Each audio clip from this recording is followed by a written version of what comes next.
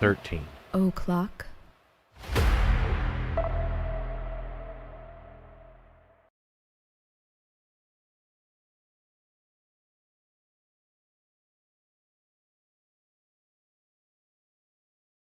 Okay. Should be good. We should be good now. Okay. That's it. I just happened to notice that the little thing said that the microphone was off. Okay. But yeah. So, hey everybody. How are you guys doing? It's Wednesday, and it's time for this show right here. Xanada pointed out in the chat that he was the one that recommended this. I don't know how, because this only happened a couple of years ago. I don't know how I managed to not hear about this case until recently, because this shit is bonkers. Supposed to be some wild ass case. I don't know much about it. Yeah, just told me CB's a few asking if things. she's not a serial killer, but she only killed one person that we know of, but wow, was it a doozy. Yeah. So I just heard the basic outline. I want to find out more about it. yeah, that's the thing. It's Supposed just to be pretty fucking wild. yeah, this is bonkers. The thing about it, like I said, I was thinking about this earlier. I think the thing that's most shocking about, well, I mean, the details of the case are just pretty shocking, like no matter who did it. But I think I would be less shocked if it had been a man. You know what I mean? But the fact that it's a woman, a young woman, and a reasonably okay-looking woman, who I'm not going to say she seemed normal because she didn't, but she'd never done anything of this magnitude before. Yeah. And then she just came right out of the fucking gate with this. I've heard of some young, good-looking women doing some wild shit, pretty fucking dastardly, and they did it to another really cute girl. This was back in the 80s. I don't remember the exact girls that were involved, but it was this young lesbian chick who had a girlfriend who was, she was pretty, a little pretty blonde, a little bit chubby, and I guess she got the guys didn't like her. She kind of ended up with this lesbian. So I guess she was kind of bi, but I think she had guys in her past. And her and another lesbian girlfriend started fighting over her. And then both of them turned on her. And they killed her fucking in a terrible, horrible ways. Tortured her for a long time. They eventually, I think, set her on fire inside of a damn trunk of a car, if I remember correctly. But they did a bunch of stuff before that. Went on for like a day. So women can do dastardly fucking shit. Oh yeah, I'm not doubting that. I'm just saying it's a lot less common. Yeah. What they did to that one, that was back in the 80s. What they did to that one, it sounded like something a male serial killer would have done. Yeah, same situation here, honestly. Yeah. So women can do it if they're crazy enough. Oh, and this They got woman, enough hatred in them. This woman is absolutely crazy enough. Yeah. And I don't even think... The thing about her, I like how High Desert said, meth is a hell of a drug. Yeah, I was going to say that I kind of feel like if they want kids to, like, not do meth, then just tell them about this case, and you will never want to do meth, because meth was a large component. I don't think it's the only reason why she did it, but for sure it was a big component of what happened. And like I said, the interesting thing, too, since you were talking about hatred, I don't even think there was any hatred involved. Which we'll get. Insanity, yeah. I think that's kind of why this was so weird to me, because it's not even like, oh, that motherfucker, like, he made me mad and I just went way over the top. It wasn't even like that. It's just a fucking bizarre situation. This whole thing is so fucking bizarre. So I can see how it, like I said, I don't know how I somehow avoided hearing about it a couple of years back when it happened, but now that I've heard about it, because, man, I looked all over YouTube and there's documentaries all over the place about it. And actually, since it happened so recently, like, her trial was just last year, like late last year. There's actually all over YouTube, there's like pretty much most of the trial, like all of her police interrogation, which went on for like 6 hours. You know, the 911 call, you know, which somebody mentioned there, and everything like that. So everything is out there. Like, you can, you know, see the whole, most of the trial and all of her shit and everything like that, and other people testifying at her trial and stuff like that. So it's, like I said, it's all out there and it's fucking crazy. CB said, that's why I don't go home with the girls I don't know, because I like my dick where it is and not in a jar of formaldehyde. Yeah, I mean, this is along those lines pretty much. Damn. But, you know, kind of. But we'll get to that. But yeah, so yeah, buckle up. I don't know. I was saying earlier, I was like, I don't know if this is gonna get demonetized or not. We've actually been having a lot of better luck with the true crime shows, like not getting demonetized, but I don't know if this one will or not. Senator says I might be talking about the case. He names the case. What's the name? Shanda? Shanda Scherer. Yeah, I wrote her down, and like I think I put her in the poll a couple times, but it hasn't won. The name doesn't ring a bell. She was a teenager, I think, maybe late teens, 17, 18. And I think the other two girls were about that age too, maybe early 20s. I think they were all under 21 or under 25 at least. I think the girl was a teenager. If I remember correctly, they had her tied in the end. How it ended, they'd been torturing her for a while. They had her tied up in the back of a truck. And they drove out somewhere and lifted the trunk over and put diesel fuel on her and set her on fire, burned her alive. And it took a while. I think it took a couple times to kill her. Bad, man. They did some other shit to her too. I mean, I just can't imagine. What the hell? It's like somebody's... Sound like a little kid out there. The little kid's yelling outside. I don't know about what. One of our neighbors, I guess. Yeah. Phantom said Catherine Knight is the Australian cannibal killer's name. Yeah, that's right. I remember that. I don't think we've done a show about her. Unless we did her on one of the Killer Couple shows. Maybe that was another Australian couple that I was thinking of. 13KM Superfan is here. Said it would be sick to see Tom wearing a penis sleeve extension in a video with Jenny. We were just talking about the little baby hand. Little bit popping up. The baby hand. She goes, here comes the baby leg. I got the baby leg right here.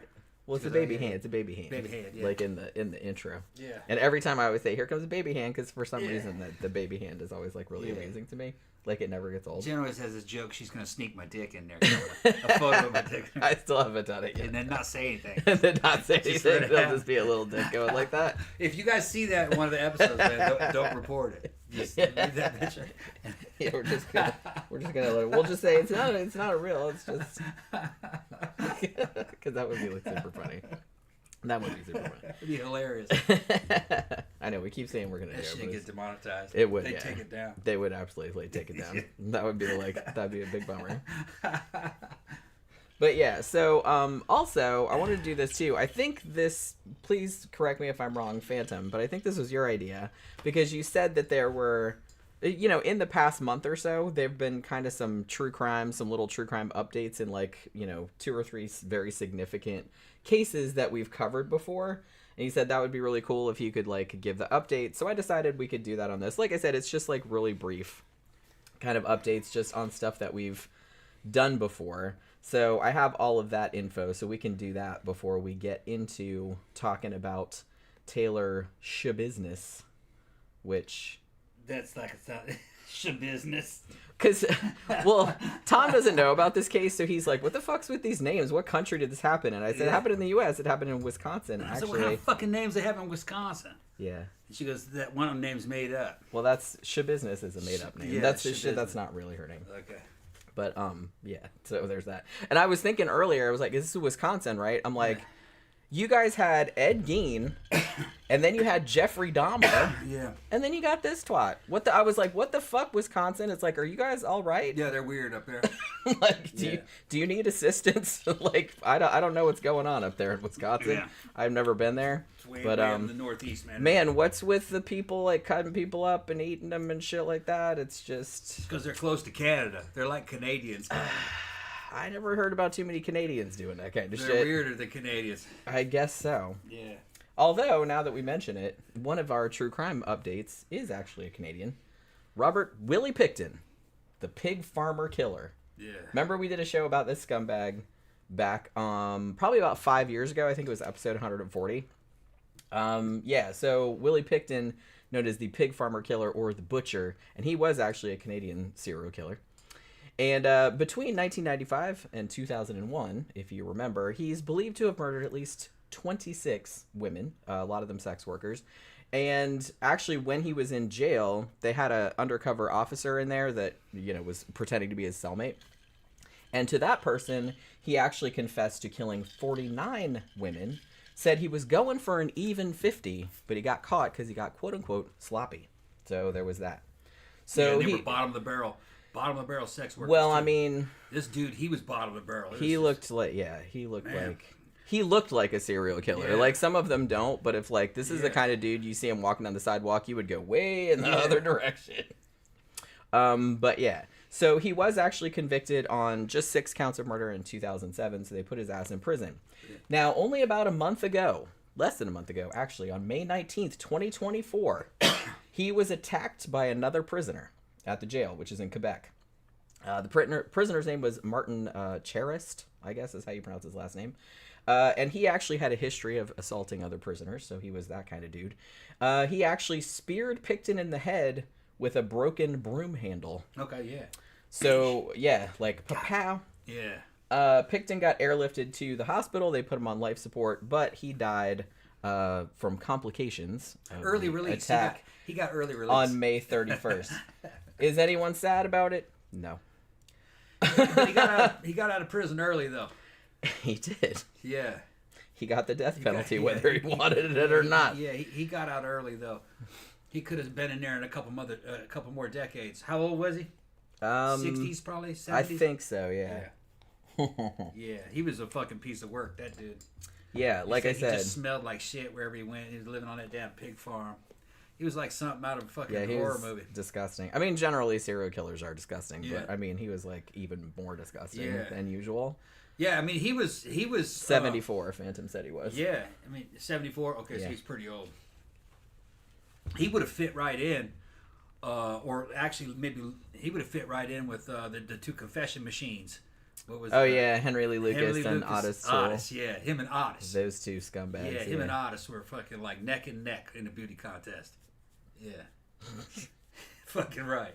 And oh my god, we should do that one of these days. We'll have a serial killer beauty contest. Except like we'll like the ugliest one. Yeah, yeah. I mean? Which one looks the best? And which one looks the worst?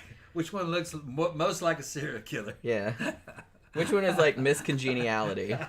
We'll have different categories. Yeah. That would be super fucked up if we did that. I mean, it would be kind of funny though.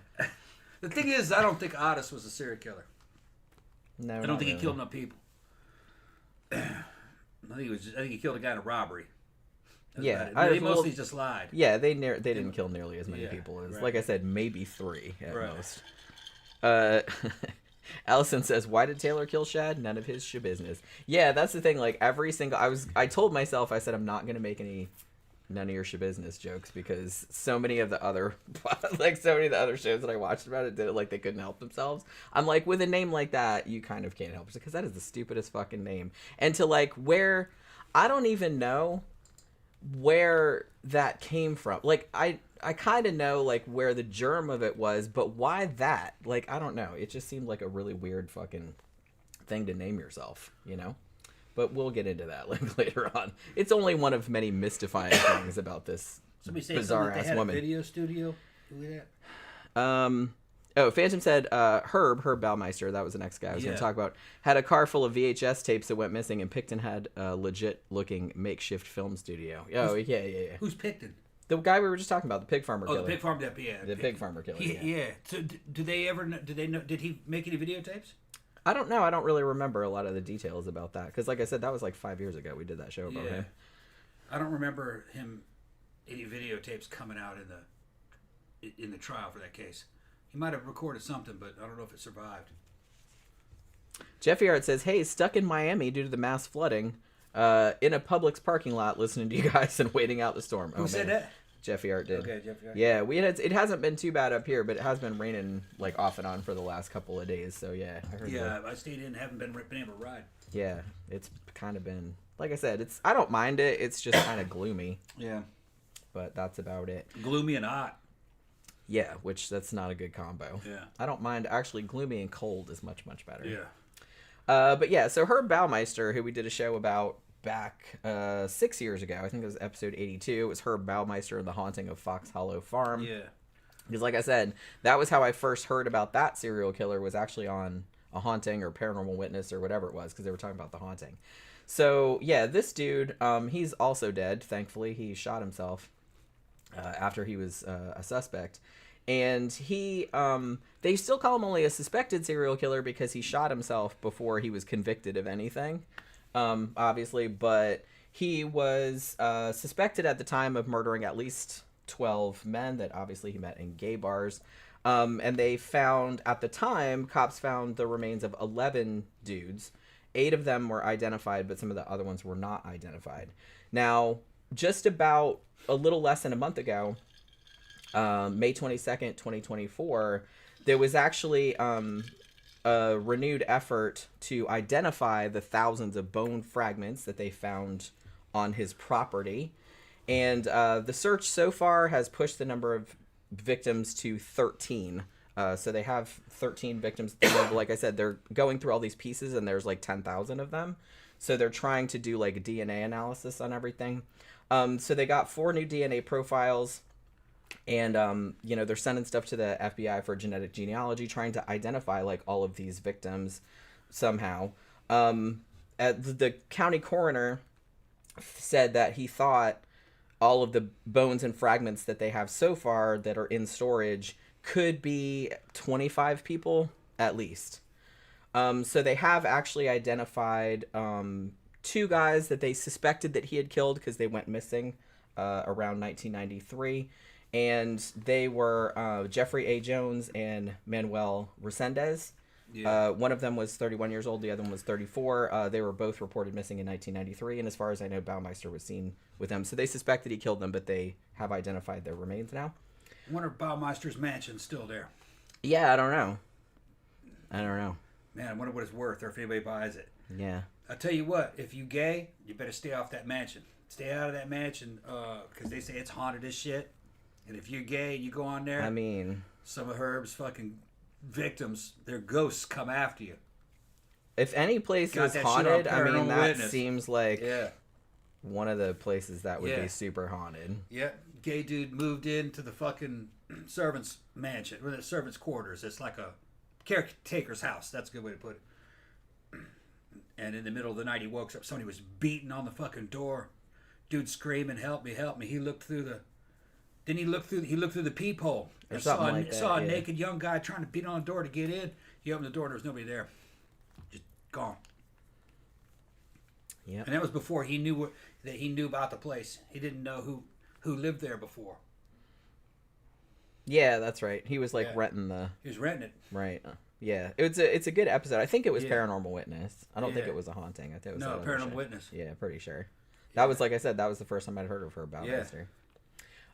We have a new person in the chat saying Michael Jordan.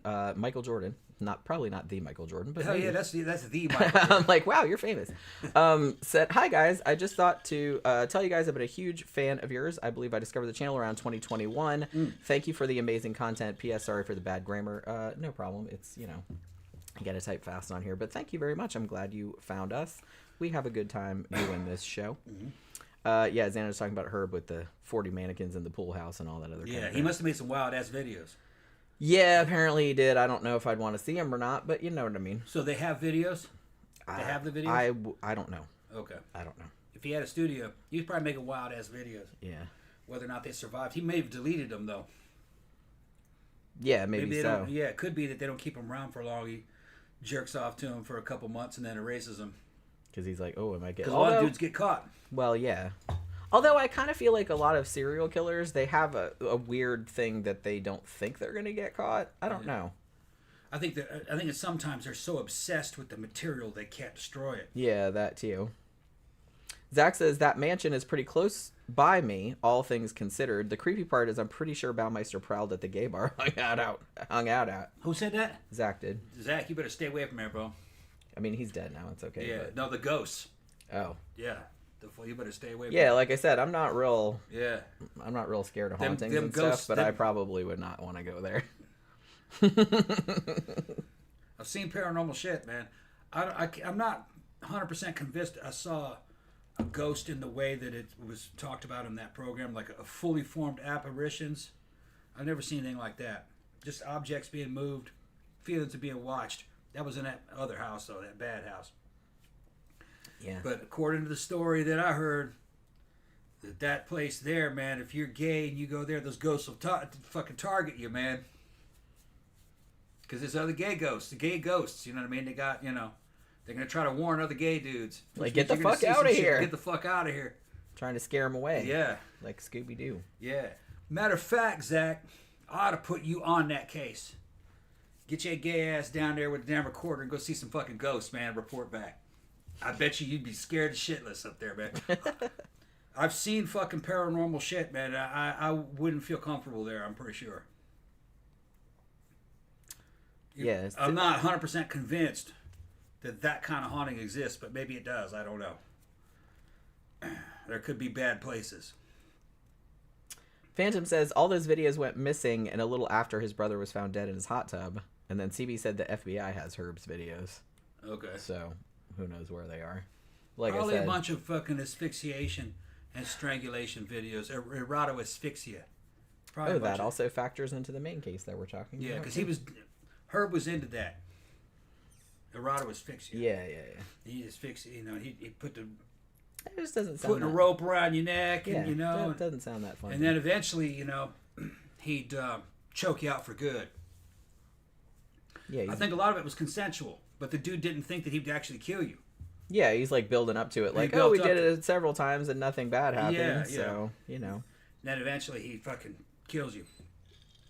But yeah, so where was I with it? Okay, so with the Baumeister update, they also found more DNA that identified another victim, which was a 27-year-old guy named Alan Livingston. So at this point, they've identified 3 more people of the remains that were found there, and they're continuing to try to do DNA on all of the other remains that they still have in storage, which, as Phantom said, was like 10,000 bone fragments. So the last update that we want to do before we get into the Taylor Schabusiness case, I just thought of something. Is what's that? Herb's dead, man. His ghost might be in there. And the victims. Yeah. That's like some shit out of The Shining. Yeah. Yeah, you might want to stay out of there, fucking Zach. Yeah, you don't want to be responsible. You're there tight. Did we ever do a show about, Allison's bringing up Richard Speck, did we ever do a show about him? The guy that killed the student nurses? I don't think we did. He ended up going trans in prison. That was funny as fuck. He was killing women. Then I'm gonna have to look up because I don't think we did a show about him, but we very well might have because man, 400 or something shows you kind of forget like what you did and what you didn't do. Yeah, he was sorry looking, man. Man, he fucking sorry looking dude, man. Fucking Speck. Well, like I said, piece of shit. A lot of them kind of were. Yeah. So the last update is about good old Rex Heuermann, the ogre. The Gilgo Beach Killer. We did a show about him. The first one we did before they caught him was back 6 years ago on episode 91. And then after they caught him, we did an update about 10 months ago. That was episode 361. And actually, less than a week ago, old Rex got charged with the murders of 2 additional women. So at this point, the total number of victims that he's being charged with is 6. So the 2 that he got charged with, like I said, they suspected that he had done this, but he hadn't been formally charged yet. So he actually got charged with the 2003 murder of Jessica Taylor, who was found, part of her was found on Long Island in Gilgo Beach, and part of her was found in Manorville. And he also got accused with a 1993 murder of Sandra Castilla. Her remains were also found in Long Island, and if he is convicted of that, then that's like the oldest murder that they know that he did, like back from 1993. So yeah, they also, I was reading this article about it today. They said they also found 350 electronic devices that they seized from his house, which would be computers, phones, whatever. And they found all this shit in there. This is some BTK shit, where he had all these planning documents in the computers for how to murder people, pretty much. He was the guy that had the wife and the family and everything, and every time his wife went out of town, he would go and kill people, allegedly. What was his name again? Rex Heuermann. Yeah, that's Gilgo Beach Killer. That's why they killed that blonde that got her out of fucking Las Vegas. When I was telling you about that was on had him on America's Most Wanted back in the 2006, 2007, around there. Cute chick that from a good family that ended up escorting down in Las Vegas. They didn't know who killed her, and then she came up missing. Her pimp boyfriend he was out of town at the time. Says, "What happened to my fucking hoe?" He flies back, and by the time he gets back, they find her legs, both thrown off by the side of the road. They never found the rest of her. See, I don't. Turn out it was that dude, most likely. What? Well, was it? He's not in Vegas though. He's in New York. But he would go. That's the guy that would go to Las Vegas. Oh, okay. Oh, yeah, a couple that's times right. a year, and That's right. and he evidently was in that area when she disappeared. He was like a prime suspect in that one, and the MO was similar. Yeah. Um, That's right. That's right. He would go to Vegas Yeah. on business, and they were looking Yeah. into cases there that were unsolved. right. Went there on vacation and killed her when he was on vacation. And that dude was sus. He was a big motherfucker, wasn't he? He was something like Yeah, 6'4", he's a big, ugly. 6'5". Like I said, they called him the ogre. Yeah. Because he was just this big, ugly dude. Yeah, and this is a pretty little blonde. I don't know what she was fucking thinking to go run off with that dude just because he was in a casino. And she was doing shit on Backpage, too. I think that's how he found her. Backpage. She'd do Backpage, and she'd work out of casino hotels. If I saw that motherfucker, I'd be like, no, thank you. He's big, fucking strong. Especially if you were a woman, he'd kill you barehanded, no problem. Which is probably what he did. Yeah, I'm sure he did. Yeah. But yeah, so like I said, so they found all these planning documents that he had, like a very, very BTK. So he had all these like things to remind himself, like how to package the bodies, like to take them to dump them, and like how to avoid leaving DNA anywhere. Next time use some heavier rope for the neck. Like he's making notes for himself. Yeah. I'm like, that's fucked up. He wrote about it was important to get enough sleep so you wouldn't have problems, which is interesting. You talking about ED? Huh? He's probably talking about ED. Well, he said, I don't know. He just said problems. And then he said, also, if you get more sleep, you'll have more energy so you can have more playtime. Yeah, he's talking about ED. Yeah. He's talking about so you can rock up and have more sex. And then also have more time and energy for mutilation, because that's another thing that he did. Be well rested. He also had, I was like, that's okay, pro tip from a serial killer. That's nice. So he also supposedly had a post-event checklist. That said stuff like burn gloves, dispose of pics, have story set, which you'd think would alibi. Be, obviously, but story for the family and if law enforcement come or whatever and shit like that. So there was that. So he's gonna be charged with 2 more murders. Like I said, it's not a huge surprise because they suspected that he had killed those 2 women anyway, but now he's gonna be formally charged with it, and that just happened like less than a week ago. So that's good. Anyway, I hope that fucker never gets out of prison. Took him like forever to catch him, but still. All right, so let's get into this crazy fucking business. So just as a little teaser, I kind of feel like a lot of the other shows that I watched about this, they would open with, like, usually it's technically, I know that you want to say it's like the 911 call. Technically, it's not 911 because they called the non-emergency number, which we'll get into in a little bit. And basically, it's a woman. Well, it's her boyfriend first, but then the woman comes on, saying that she's pretty sure that she found her son's severed head in a bucket in the basement. Okay? Damn.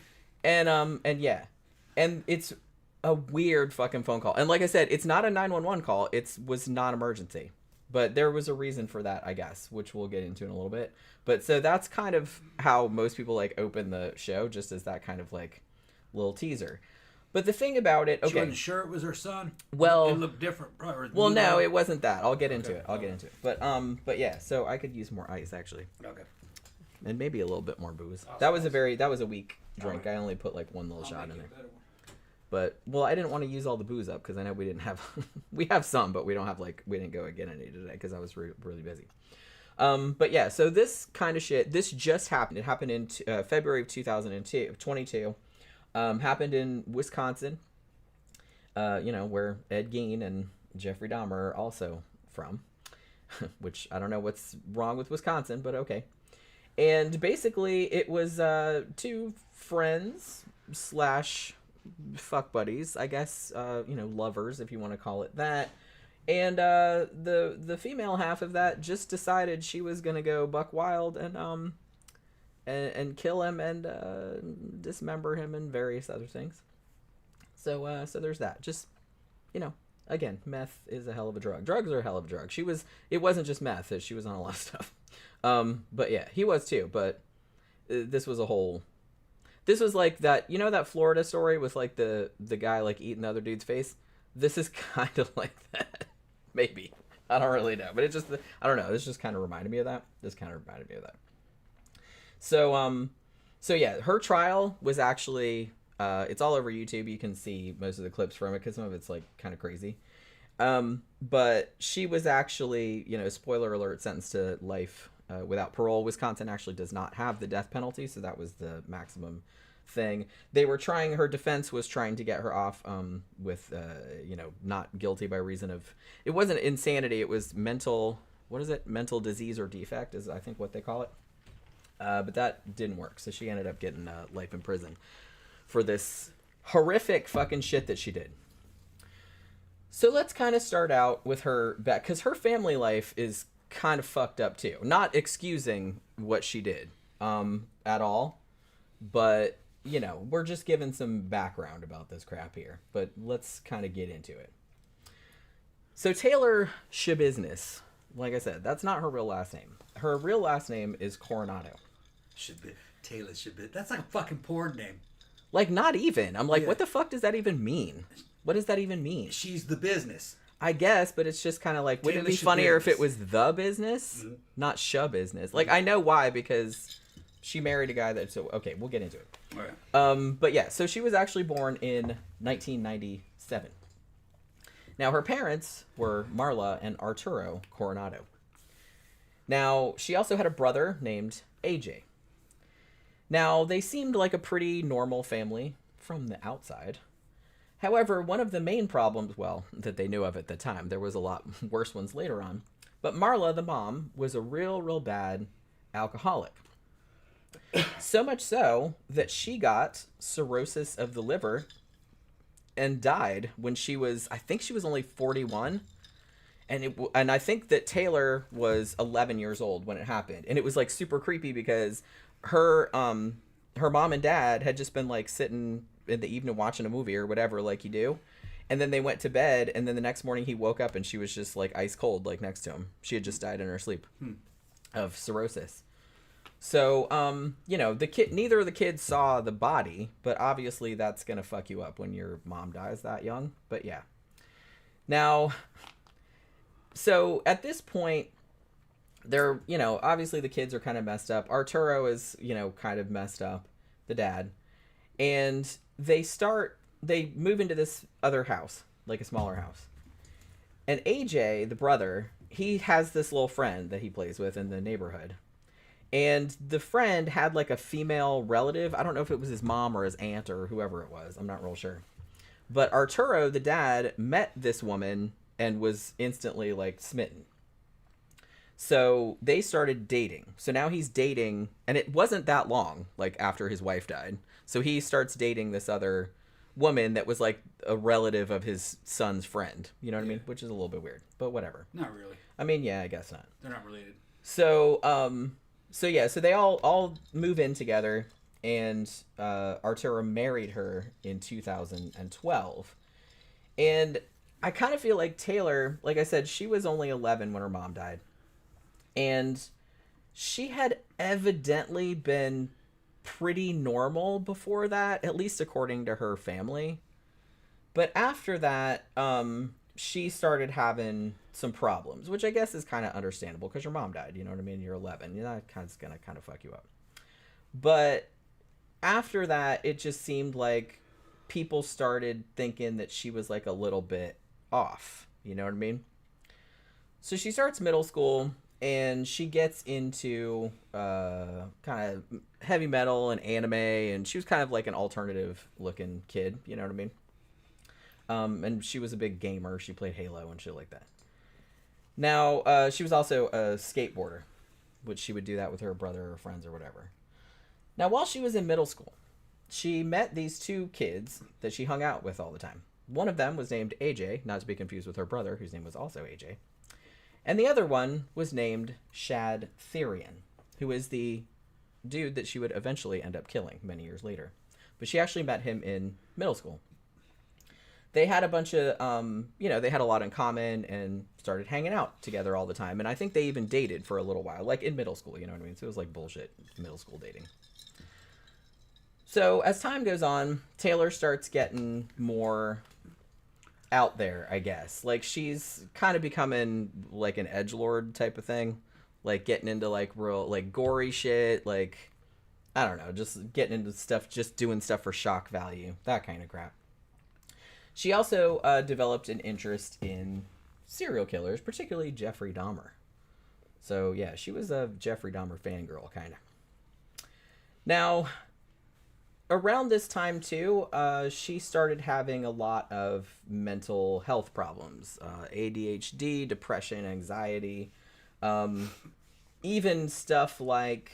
I think a little bit later on, she was actually diagnosed with psychosis and things of that nature. So how old is she by this time? 17? She was like middle school, high school. Okay. Yeah, she's still like a teenager at 14, this point. 15, right? Yeah.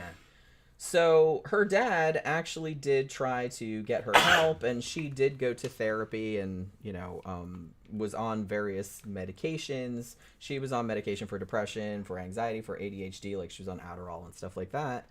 However, she did not like that the medications made her feel like a zombie, she said. So she basically just stopped taking them against the advice of her physicians. So there's that. I believe during her teenage years, she was also... I don't want to say she was in and out of psychiatric hospitals, but she spent more than one short stint in a psychiatric hospital. You know what I mean? And as time went on, she started getting a lot more antisocial, kind of withdrawn, didn't really communicate much with her family. And she started having like a real shitty relationship with her dad and her stepmom, so there was like a lot of conflict in the house.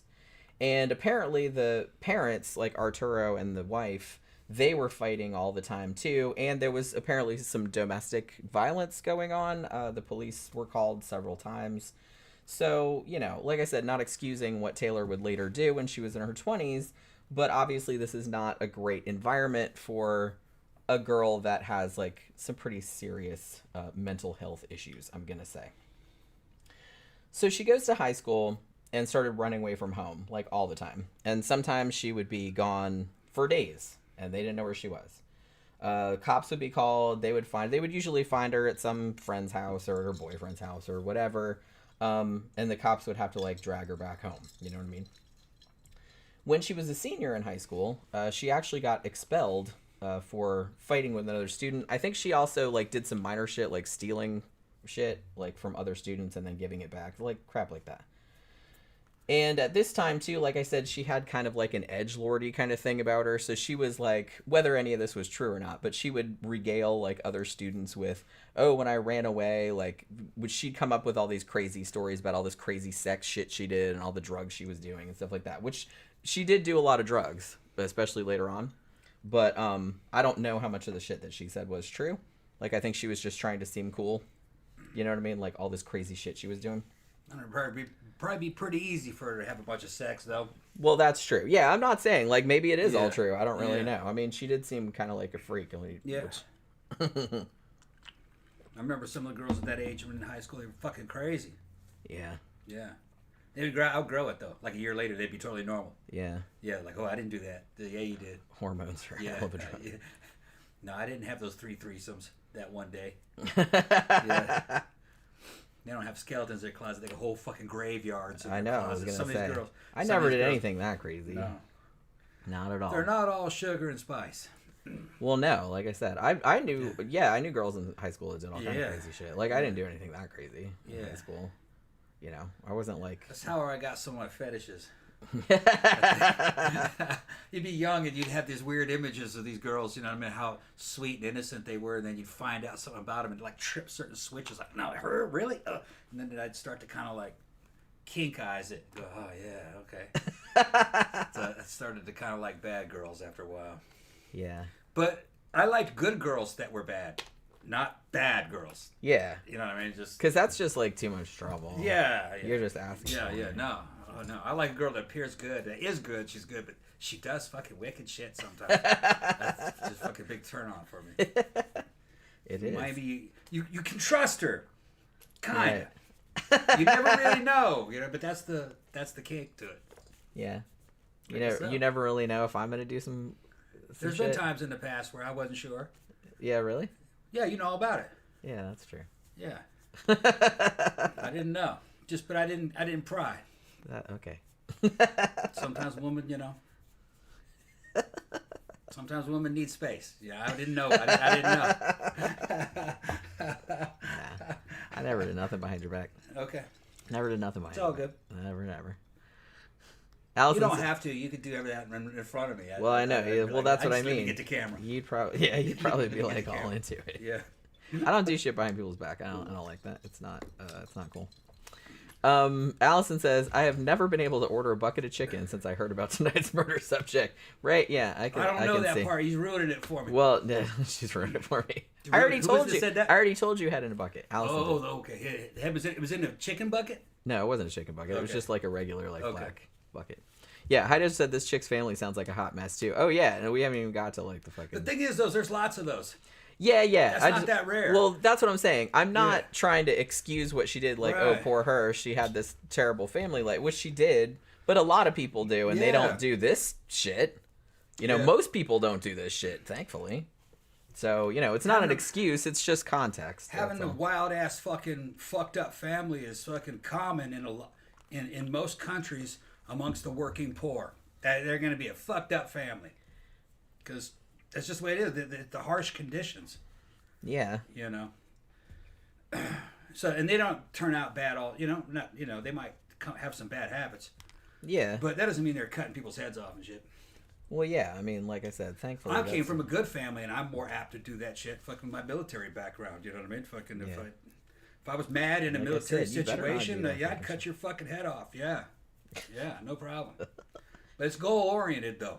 Yeah, because like I said, There's a reason why. I was watching some more true crime last night because we were watching stuff and we didn't have anything particular to watch. And I was like, well, what do you want to watch? Tom's like, I don't care. I said, if you don't care, I'm going to watch a bunch of true crime shit, so I don't want to hear you complain. I like them, but I get depressed. I'm like, so I'll sit there and watch it for like 5 hours. I don't care. Yeah. It's fascinating. Yeah, it's horrible and depressing and stuff like that, but it's fascinating too. And I watched it for like 3 hours, and then we're like going to sleep, and Tom's like, I'd never do anything like that to you, right? This dude fucking beat his wife to death with a fucking baseball bat on the side of the highway. And he's telling her it's going to be all right. The ambulance is on the way. She's trying to crawl away, and he's still fucking. And I was just, and my fucking hair was standing up. That was she horrible. was a cute woman, and no reason. And these are like religious people.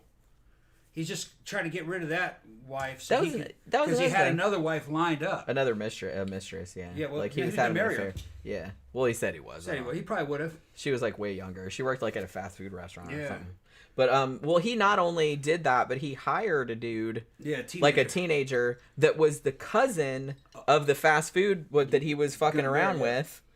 And hired him and paid him like $25,000 or something like that to help him. He said he was going to. Yeah, I don't know if he wasn't going to do it. He was going to kill that kid. Yeah, he probably was. He didn't have the money. Yeah. And he couldn't trust that kid. Figured that kid had blabbed, so he was going to kill that kid. Well, he did blab. That's how he got caught. That's what he did, yeah. That's how the dude got caught. He was just trying to get the kid to do the dirty work, kill his wife. And then once that was done, he was going to fucking kill that kid. Fucking dude looked like Chaka. Yeah. He had a 5 head. It was enormous. I never saw anything like that. Kid couldn't do it. He hit her in the head, and he didn't like how it felt. He hit her a couple times. He couldn't do it anymore, and the dude took it, and he finished his wife off, and his wife was crawling away. And he was saying stuff like, "We called an ambulance. They're coming, honey." And then he just kept. Oh, yeah. I was like, Jesus fucking Christ. It was just like, man. And like even the guy, this happened in Oklahoma. Actually, I think 3 randomly 3 of the crimes that happened were in Oklahoma. Again, what the fuck is wrong with you, Oklahoma? Yeah. But yeah, I think it was in Oklahoma. And the cop that interviewed him was like, "Man, I've sat across from some evil motherfuckers before," but he said there's a special place in hell for that guy. Yeah, I got very disturbed by that. Yeah.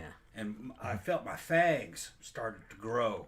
You know what I mean? I wanted that dude bad. Yeah, I just want to eviscerate and skin every single one of these motherfuckers that's on there. He's dead though. They executed him. They executed him. Yeah. He actually got a death penalty. Allison said, "Great top you're wearing, Jenny. Thank you. When will you try the You pink should wig?" see what's under that. Well, I mean, You can. But no. I was like, it's out there somewhere. Well, the pink wig, actually, the new pink wig, I got an even better one. Ariel has it Yeah, on right has now. it on, yeah. That's the But yeah, sex- we got like a better one. Yeah. Yeah, the sex doll has The it first on. one was only like a little $4 or $5 wig. Yeah, it looked okay, but Yeah, it was you know, just it's it- kind of messy. That was some shit off of Shein that they were just giving away. It was Yeah. just one of a bulk purchase of it. Yeah, But I liked the color, and I got a much higher end cosplay wig. It has pieces that go in and pony falls and fucking buns that go on it, and it's a better cut. That would look a lot better on Jen. It looks better on that doll too. yeah. Well, it's clearly like a more Yeah, a lot better quality. quality, yeah. It's a lot better quality. I mean, the one that one was like fucking $5 or something. Yeah, it was like that looked like doll hair. Yeah, it did. It was a cool color, and it was a Yeah. cool like style. Yeah, it had a kick to it. Yeah, It was meant to look cheap. yeah. The cheap horror wig. The cheap horror wig. That's what we're gonna start calling it. Yeah. The cheap pink horror wig. High Desert said, "I'm from Oklahoma. There's too many religious nuts. That's why I moved." Yeah, I mean, it just really did seem like I don't want to shit on the people whose obviously their relatives got horribly murdered and stuff like that because they were just like talking about praying and everything like that. Which fair play to them because holy crap, I wouldn't want to go through something like that. But it's just like it does seem like a lot of the cases that they covered on there were like it was churchy people like fucking murdering each other. I don't know what that's about. Well, it's because it's easier for a fucking crook to hide out in that environment. Well, yeah, and not- that's why I don't trust and them. and get away with it because it's a bunch of trusting people, and they all think that they're in the same religion, so it's all safe, and then they're actually a predator in there. Nope. Yeah, That's what I mean. all different kinds of predators. Well, I don't trust nobody, but I definitely don't trust that kind of shit. Anytime you kind of are going around talking about what a good person you are, I definitely think you're Yeah, way if that's down your the fucking job, list. if that's your job 24/7, talking about how Way good down. you are, I ain't gonna buy it. I'm like, no, you must be like the worst motherfucker ever. yeah. Because why would you have to tell That's anybody? a camouflage. You're wearing a skin suit. Yeah. Because if you were actually a good person, You wouldn't even think about no it. one would question you Yeah. being a good person because everyone would be able to tell you. Well, were a you good wouldn't think person. about it. Well, no, obviously not. It would just be you doing normal shit. Yeah, you're trying to like put up a mask for people. Yeah. That's why But yeah. It's I don't know why all of these took place in Oklahoma, but it's the one I was watching. I started out with one show that was called Evil Lives Here that was kind of about, people's relatives or people that lived with them, their spouses or whatever, like, going rogue or whatever and killing people. This one is called Evil Lives Here. I'm assuming it's the same producers or whatever, but it's kind of a different angle a little bit. But yeah, it's called Evil Lives Here, Shadows of Death, I think it's called. Yeah. And it's kind of all over the place. The weird thing about it is that the theme song sounds almost exactly like the theme song to A Haunting. Yeah. And I kind of wondered if that was on purpose or if it was the same composer or what. That's funny that Allison wanted to see you in the pink wig. That Yeah. particular color of pink was fucking almost neon pink. It was crazy. Yeah. And that particular shade didn't really kind of fit Jen's skin tone. Well, it I had made her look a little green. Yeah, I had a slightly different Yeah. a slightly different foundation on that day. Not this Yeah. foundation. I had like a slightly darker one. Okay. And so that might have been it. But yeah, it did kind of make me look a little bit green. Green, yeah. And things I don't know what it looks like things with are this like foundation. that. You got to be careful with anything that's blue, anything that's mint green or pink.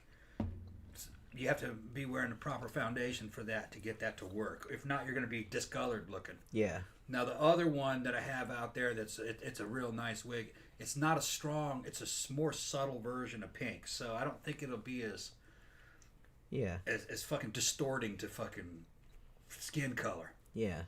But when you start talking about neon shit, that's harsh. Yeah, I mean, You got to basically be in whiteface.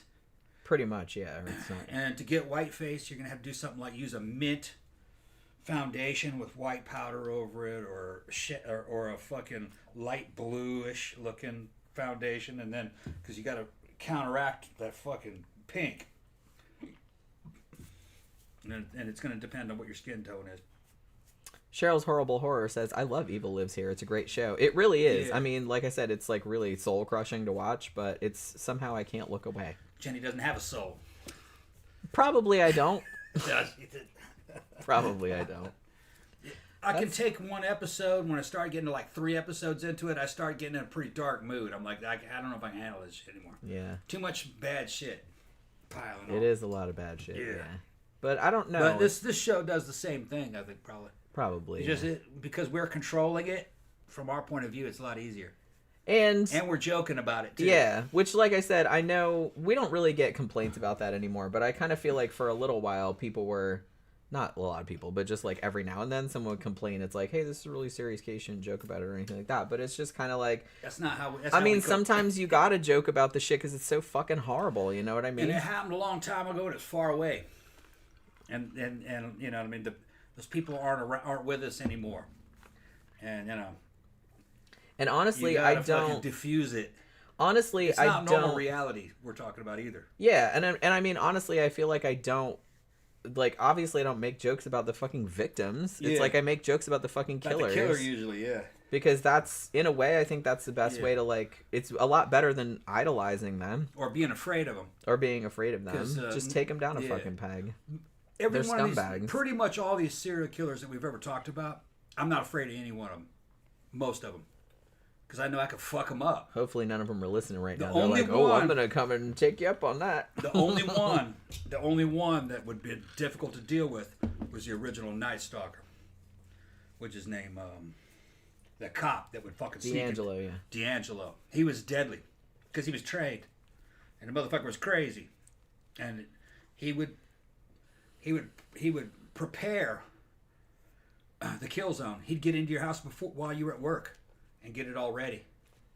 Unload all your guns and shit and put them back. And then he'd come in later. Or sometimes he'd be hiding in the house until later on that night. Come out and fucking, while the man was there, pull a gun on the couple, raped a woman while he made him wait outside with fucking shit stacked up on his head. If I hear any dishes falling, I'm gonna kill her. And then he'd fucking spend hours in the house eating their shit. You know, eating the shit out of the refrigerator. And not eventually not eating their actual shit. That would be really. Eventually, he started killing them. And I think the first dozen or so, he didn't kill anybody, but he started killing them later. He was deadly, and they had people who challenged him in public, and he went after them. Yeah. Xana said, I bet there's a lot of guys out there who killed one person and didn't like how it felt, so they stopped. That would explain a lot of unsolved crimes. Yeah. I mean, I don't think it's necessarily true that, like, everybody that kills a person is like, oh, I got to do more now. You know, obviously that's not the case. No, they have some guys, I'm sure most guys that do this fantasize about it, go out and do it, and they go, oh, I wasn't as good as that wasn't worth it.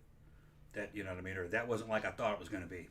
Which, how about you just not do it to start with? Yeah. Just, you know. Because they catch those guys later on. They catch guys like that later on, and it was the only one he killed. Yeah. Well, actually, one of the shows I watched last night, I don't know, did that guy... Remember they caught that guy that had raped and killed that woman in her house? Yeah. And remember they thought it was the neighbor, for 30 years or something like that? Like, he didn't get convicted or anything, but they suspected it was him because he gave a false confession. Yeah. But actually later with DNA, they found out it was some other motherfucker. Yeah. And I don't know. He was in prison for something else, but I don't remember if it was like a similar murder, though. So he might have just killed that one woman. It was. I think because they'd been dating, I think. I think it might have been. I don't think it was a sexual assault. It was something violent, but yeah, he just killed that one. And he didn't kill again. No, he did sexually assault her. No, the one he was in prison for. Oh yeah, I don't remember what they said. CB said we had a program called Kid Killers about kids that kill. I think we have that over here too. It's on one of the streaming services. Zach says I love how Tom knows so much about makeup. I'm goth. And all the goths know a lot about makeup growing up in the 90s, fucking wearing goth makeup and shit. Yeah. CB says I'd go full vampire, bro. Yeah. I'd get in vampire drag and shit. Fuck, like some out of damn Lestat. Got the clothes and everything. Yep. Yeah, 1800s clothes, 1700s clothes, fucking ruffles, fucking old fucking 1800 style jackets, mixed with bondage gear and shit. Look like fucking Dracula or Lestat.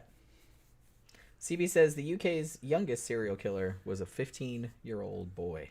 I'm gonna have to look that shit up. That's when a lot of them start, though. Yeah, I mean, yeah, that's true. Some of the main serial killers start around that time. Yeah, Xanada said this chick was a Dahmer fan too. Yeah. Watch out for those female serial killer fans. Right? I'm just like I said, I'm fascinated by true crime, but not because I think that the killers are cool. Being a serial killer is a sexual orientation, and usually it's around puberty when the sex drive really starts kicking up. These young boys around 14, 15 is when 16. That's when they start doing it. 15, 16. But they usually get caught. So they never make it to be a serial killer. Yeah, that's true. I mean, they had that one kid. He had a dead girl underneath his damn bed. Remember that one? She was under there for months, and his mom didn't even know. It was the neighbor. I don't remember that. I don't remember that case's name. But he had a little 14-year-old girl dead underneath his bed.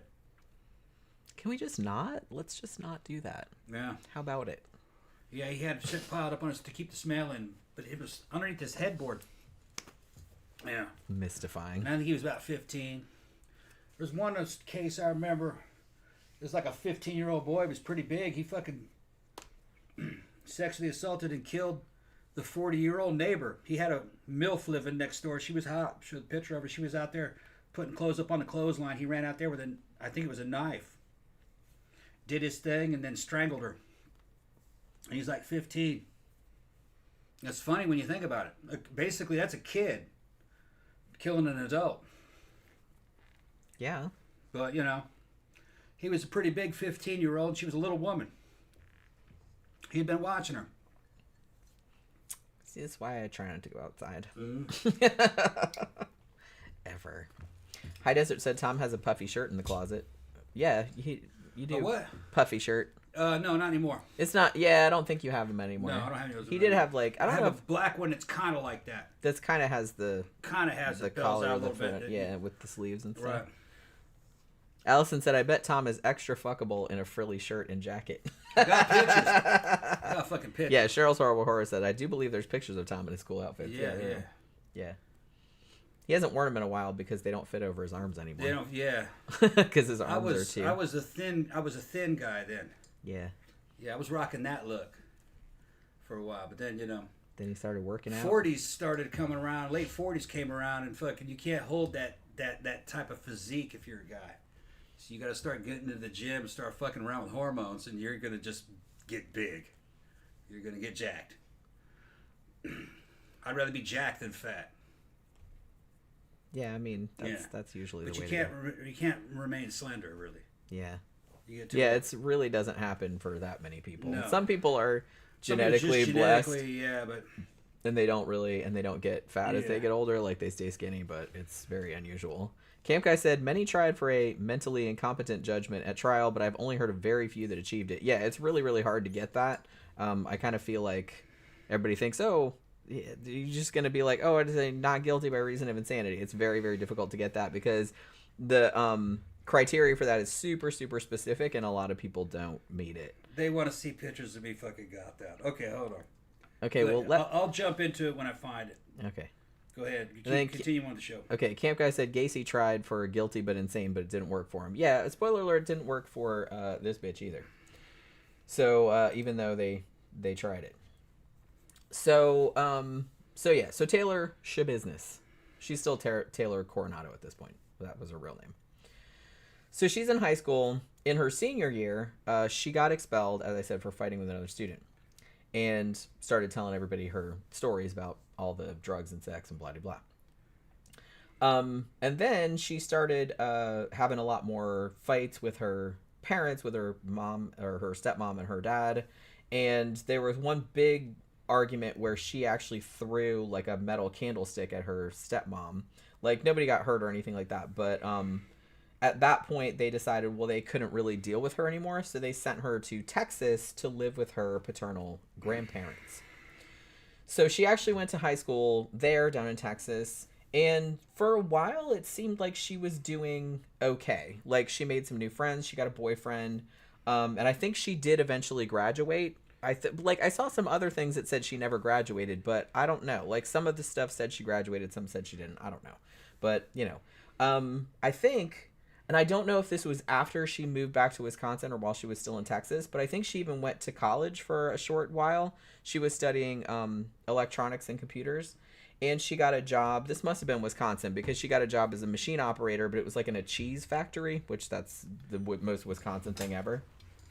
Okay, here's one. I'm not totally in full drag there, but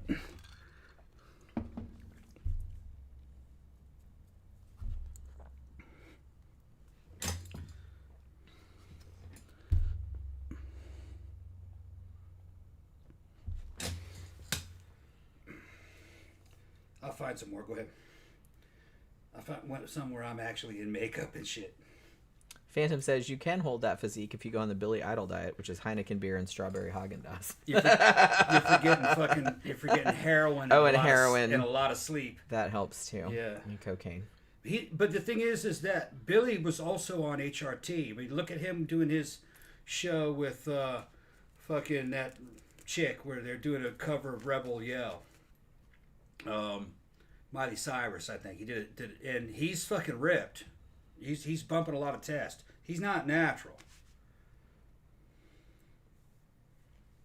But yeah, so she did actually have a job for a while, and she was trying to like start a little side business, I guess. She made like dream catchers and bead crafts and shit like that. So she was like trying to sell them on Facebook. I don't think she was super successful at it. There's a retro goth one, black and white and everything. Okay.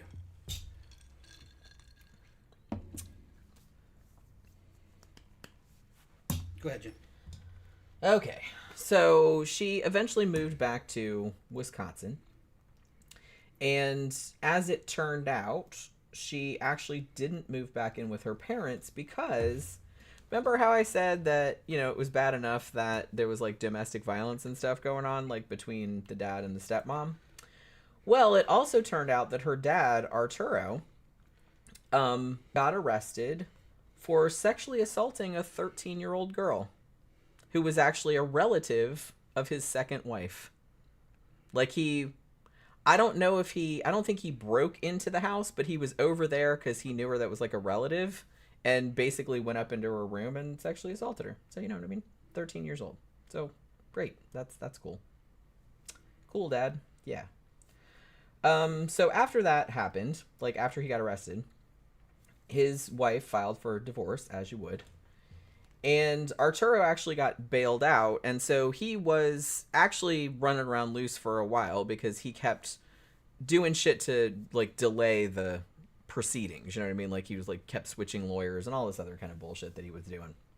Like trying to keep from going to trial like as long as possible. Now, I don't know if this is the case or not. Like I said, it doesn't excuse anything, but on the other hand, it wouldn't surprise me. After her dad got arrested, Taylor told a relative that her dad had done the same thing to her when she was a child, which, like I said, is not crazy if he's doing it to other 13-year-olds that are his wife's relatives. So it's not crazy to think that he was doing it to his own daughter as well. I don't know if that's the case. But she was basically like, well, now that he got arrested for doing it to somebody else, like I'm going to open up my own case against him. That never happened. Mostly, I don't know if she just didn't have the wherewithal or she didn't have the money like for legal representation or anything like that. But, it just didn't happen. But she did like tell at least one person that he had done the same thing to her, which I don't know. She was a nut, but I don't have any reason to disbelieve that, especially since he did it to somebody else. And was convicted of it. So there was that. So at around this time period, Taylor starts getting into bad drugs. She's pretty broke. She's, living with roommates and blah, blah, blah. And sometimes she would live at her dad's house when he was home, like before he went to prison. Now in 2020, I believe it was on Valentine's Day, she married a dude that she had been dating. Now, this dude's name was Warren Chabot, which is where we get the first half of Schabusiness. So she marries him, and at that point, she decides, for whatever reason, that she's going to legally change her last name to Schabusiness. Warren changed his last name to Schabusiness on Facebook, but as far as I know, did not do it legally. But yeah, so he's calling himself that. Like I said, I don't know. Yeah, his last name was Chabot, but I don't know how you get from Chabot to Schabusiness. You know what I mean? I don't know. It's just a fucking... I can't get past it. Now, Warren, her husband, was in with... Let's call it in with a bad crowd. He was essentially, allegedly, a drug dealer and a drug addict himself. So Taylor was kind of hanging out with druggies, basically. Drug dealers, drug users, various other things. And Warren was kind of going in and out of jail all the time. So there was that. So all of this chaos is going on in her life, pretty much. Now, in June of 2020, not too long, just a couple months after her and Warren got married, Taylor got her first felony arrest. She, like I said, she had been doing okay for a little while. Like, she had a job and shit like that. But, you know, since she married Warren and he was a big druggie and he kept giving her drugs and, you know, she was taking them because they were there. So obviously that didn't last too long. So on this particular day, which was June 21st, she's walking around just completely out of her fucking gourd, just like walking around the neighborhood. And she starts going around just randomly knocking on people's doors, like essentially just making a nuisance of herself. So the neighbors eventually got sick of her shit and they called the cops. And you know, it was like there's this girl out here that's like fucking obviously high off her fucking mind, and she's causing a problem. So the cops come out to do a welfare check. Now an officer approaches her and, you know, tells her to stop walking or whatever. She immediately says, "Why do I have to stop for you?" And so the cop comes up and is like, "Well, you know, hey man, like, tell me what's going on," and everything like that. Taylor straight up tells them, "Oh, I just shot up earlier today. Look at the track marks," she says, showing them on her arm. She's like, "I'm on a totally different planet right now," she told the cops. And I'm like, okay, probably not the best thing to say to the cops, but all right. Cops probably just fucking laughed. They're like, they deal with that kind of shit all the time. Oh, I'm sure they do. Yeah. So at first she seemed pretty chill, but then like another cop shows up, and then she kind of started flipping out. She starts like arguing with the cops, and then she turns around and starts walking into traffic. So obviously the cops, you know, went to grab her and like pull so she didn't get run over, you know what I mean? And then she started asking him weird shit. Like, she asked one of the cops, "Are you taking a shit?" And they were like, "What?"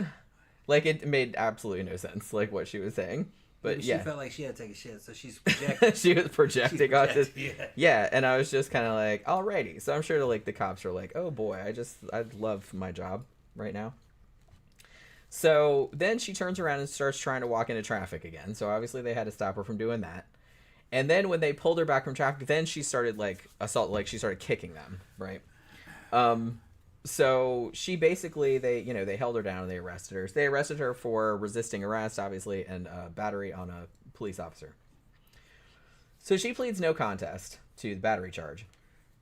And she just got 3 years probation. She was also ordered to undergo a psychiatric evaluation because obviously there's something the matter with her. So she's actually still kind of like running around, right? She's still on probation. Now, only about 2 months after that, which I believe was in August of 2020 or early September, she was actually in a car and she was speeding, and a cop tried to pull her over for speeding, but instead of pulling over to the side of the road like a normal person, she sped up and actually like led them on this big high-speed chase. She ran a bunch of red lights and almost ran over a dude on a bicycle. Like, thankfully that guy was okay, but yeah, she obviously did not give one single fuck.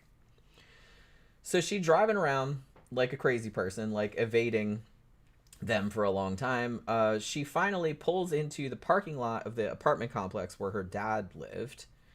And when she got out of the car, the officers all jumped on her and grabbed her.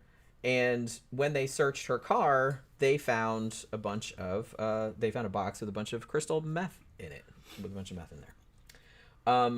So yeah, so she got arrested again, and this time they charged her with eluding an officer, bail jumping because she was on probation, possession of drug paraphernalia, and obstructing an officer. So again, she pleads no contest to some of the charges, got 3 months in jail, and then 2 more years of probation, like for the other shit. But then, for whatever reason, she didn't get any jail time. Like, they actually just did to like house arrest. So they just gave her a like an ankle monitor. You know what I mean? And I think they also gave her, like, I didn't even know that they had this, but apparently they have this patch thing, and I guess you can't really take it off, but it's constantly monitors, like, it's so you don't take any drugs.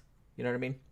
So, but they can monitor your any drugs in your system, and they'll make people wear it that are like out on house arrest. I think they gave her one of those too, but she got an ankle monitor, like the GPS thing. So there was all of that. But she's still free. She's just under house arrest.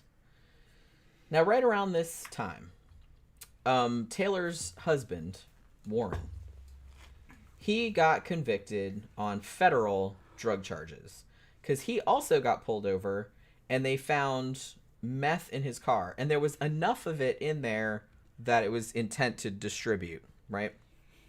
So this was November of 2020. Now, he said that he did not intend to distribute it, and later would claim, and as far as I know, is still claiming, because I think he might still be in prison. I think he's due to get out next month, if I'm not mistaken, because he served his sentence. But he basically said it was a conspiracy. He was all set up, like I was framed or whatever, like they all say. Even though he did say that he was framed, he actually entered a guilty plea. So he got sent to a maximum security prison right there in Wisconsin. Like I said, I think that he's going to get out next month. I'm not real sure. Now, Taylor at this point is kind of sort of quasi-homeless. And right around this time period, she also found out that she was pregnant. Now, as far as I know, it was her husband's baby. But I don't know if the timing works out right. Because he went to prison, but she might have got pregnant before he went to prison. You know what I mean? So it could have been that. She said it was his baby and whatever. I don't think they've done a DNA test on it or anything on the kid. Kid's still around, but he's obviously doesn't live with her because she's in jail now. But yeah, so she's pregnant. She's kind of homeless. And at this point, she kind of hangs her head and has to go back to her dad and her stepmother for some help. I mean, she doesn't really have anywhere to live, and she's addicted to drugs, and she's having all kind of problems. So she had a son, who I believe his name is Mateo. Thank God she didn't give him the Schabusiness last name.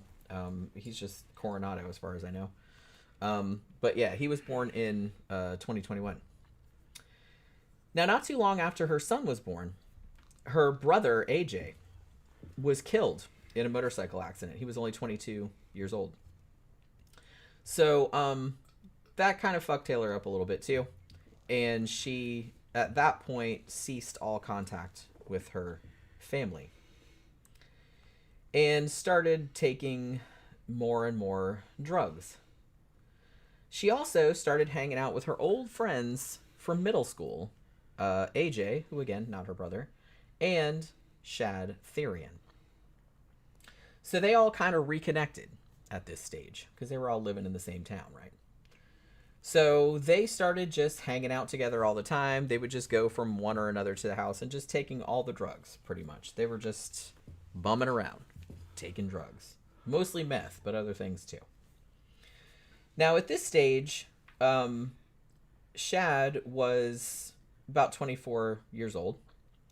And even though he had obviously some substance abuse issues, according to everybody that knew him, he was just the sweetest, nicest person that you would ever want to meet, right? Like, he was a musician, he was real into music, he was real into video games, he really liked camping. He was also an artist, he did wood carving. And, like I said, was just an all-around good person, as far as anyone ever said. Now, Taylor starts getting, let's call it romantically involved with Shad. Her husband, she's married, obviously, but her husband is in prison. So she's feeling a little lonely, I guess.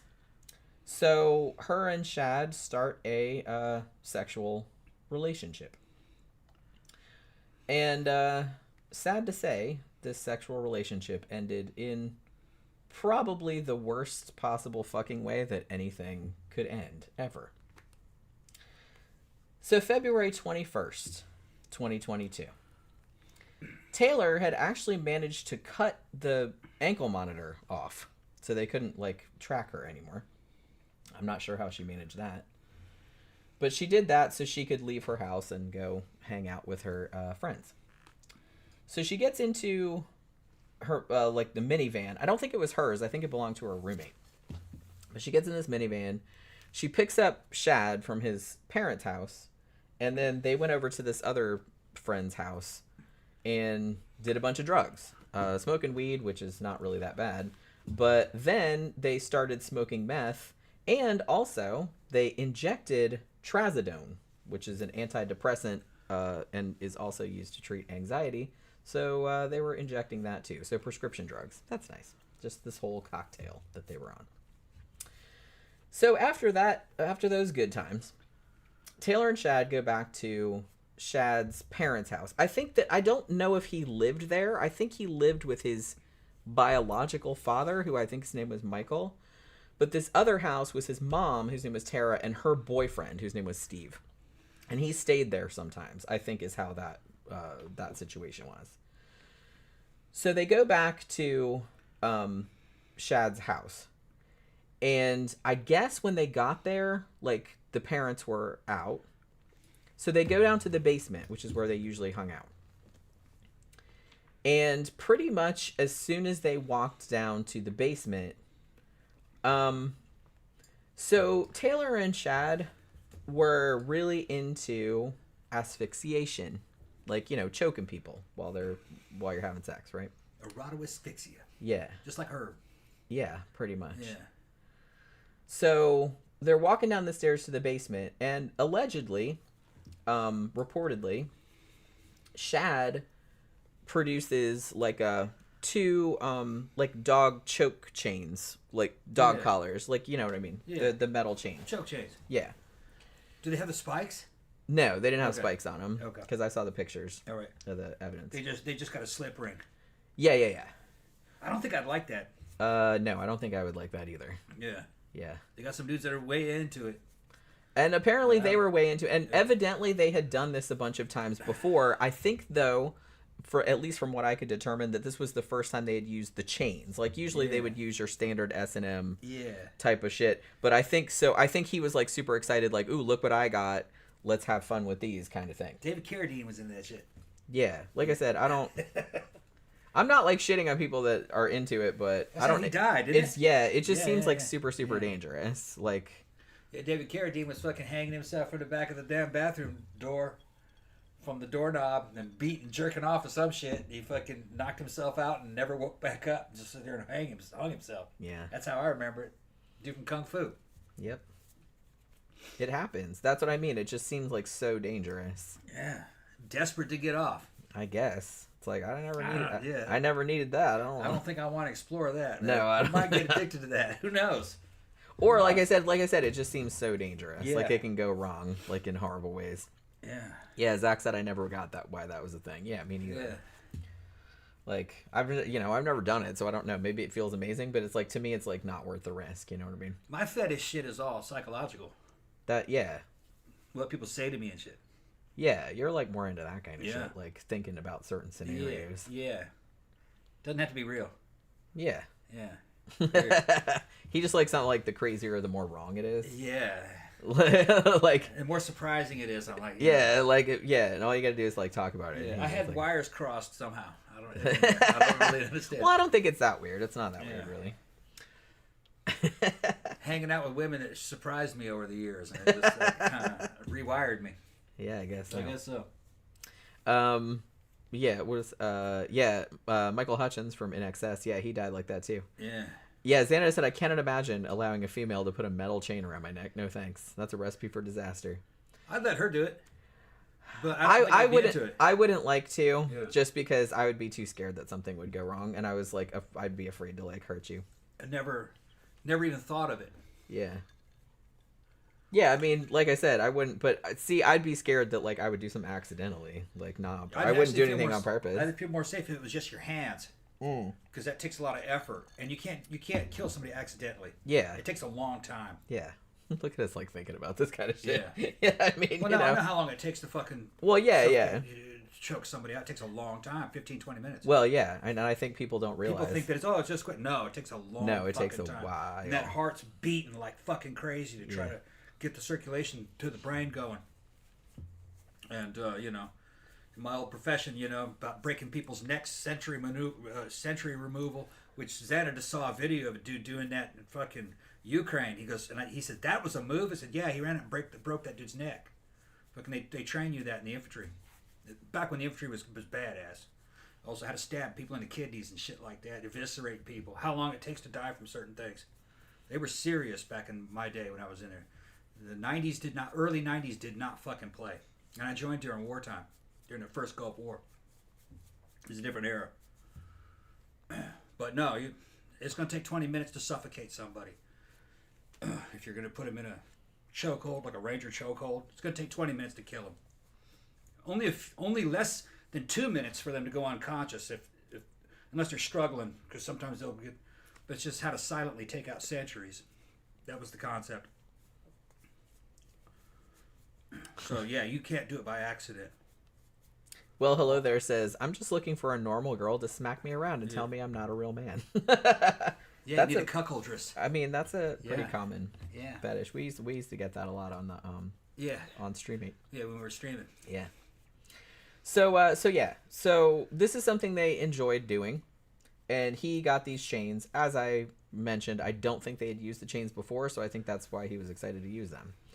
So he goes down on the bed, like face down, and I think he actually put the chain around his neck, and then she got on his back.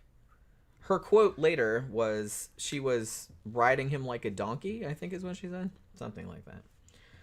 So she starts pulling on the chain.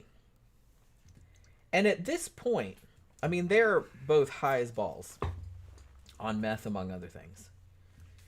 And at this point, while she's pulling on the chain, Taylor says that she just, quote unquote, went crazy.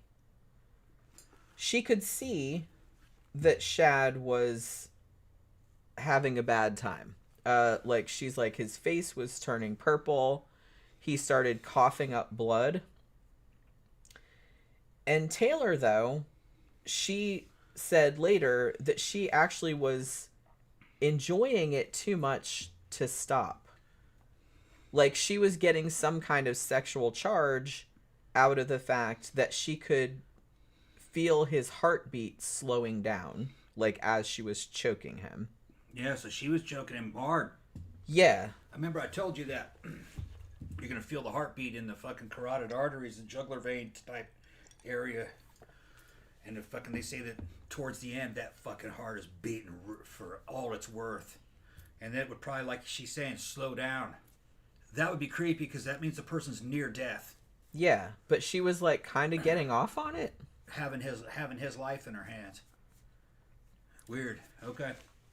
So she's doing this, and he's obviously dying at this point. Yeah. He's like struggling and stuff like that, but she was just, like I said, she's on a lot of drugs, but she was also kind of getting off on it. Yeah. So she's doing this for like 5 minutes. Yeah. And he's dying, obviously. After he's dead, she decides that she's going to... There's really no delicate way to put this.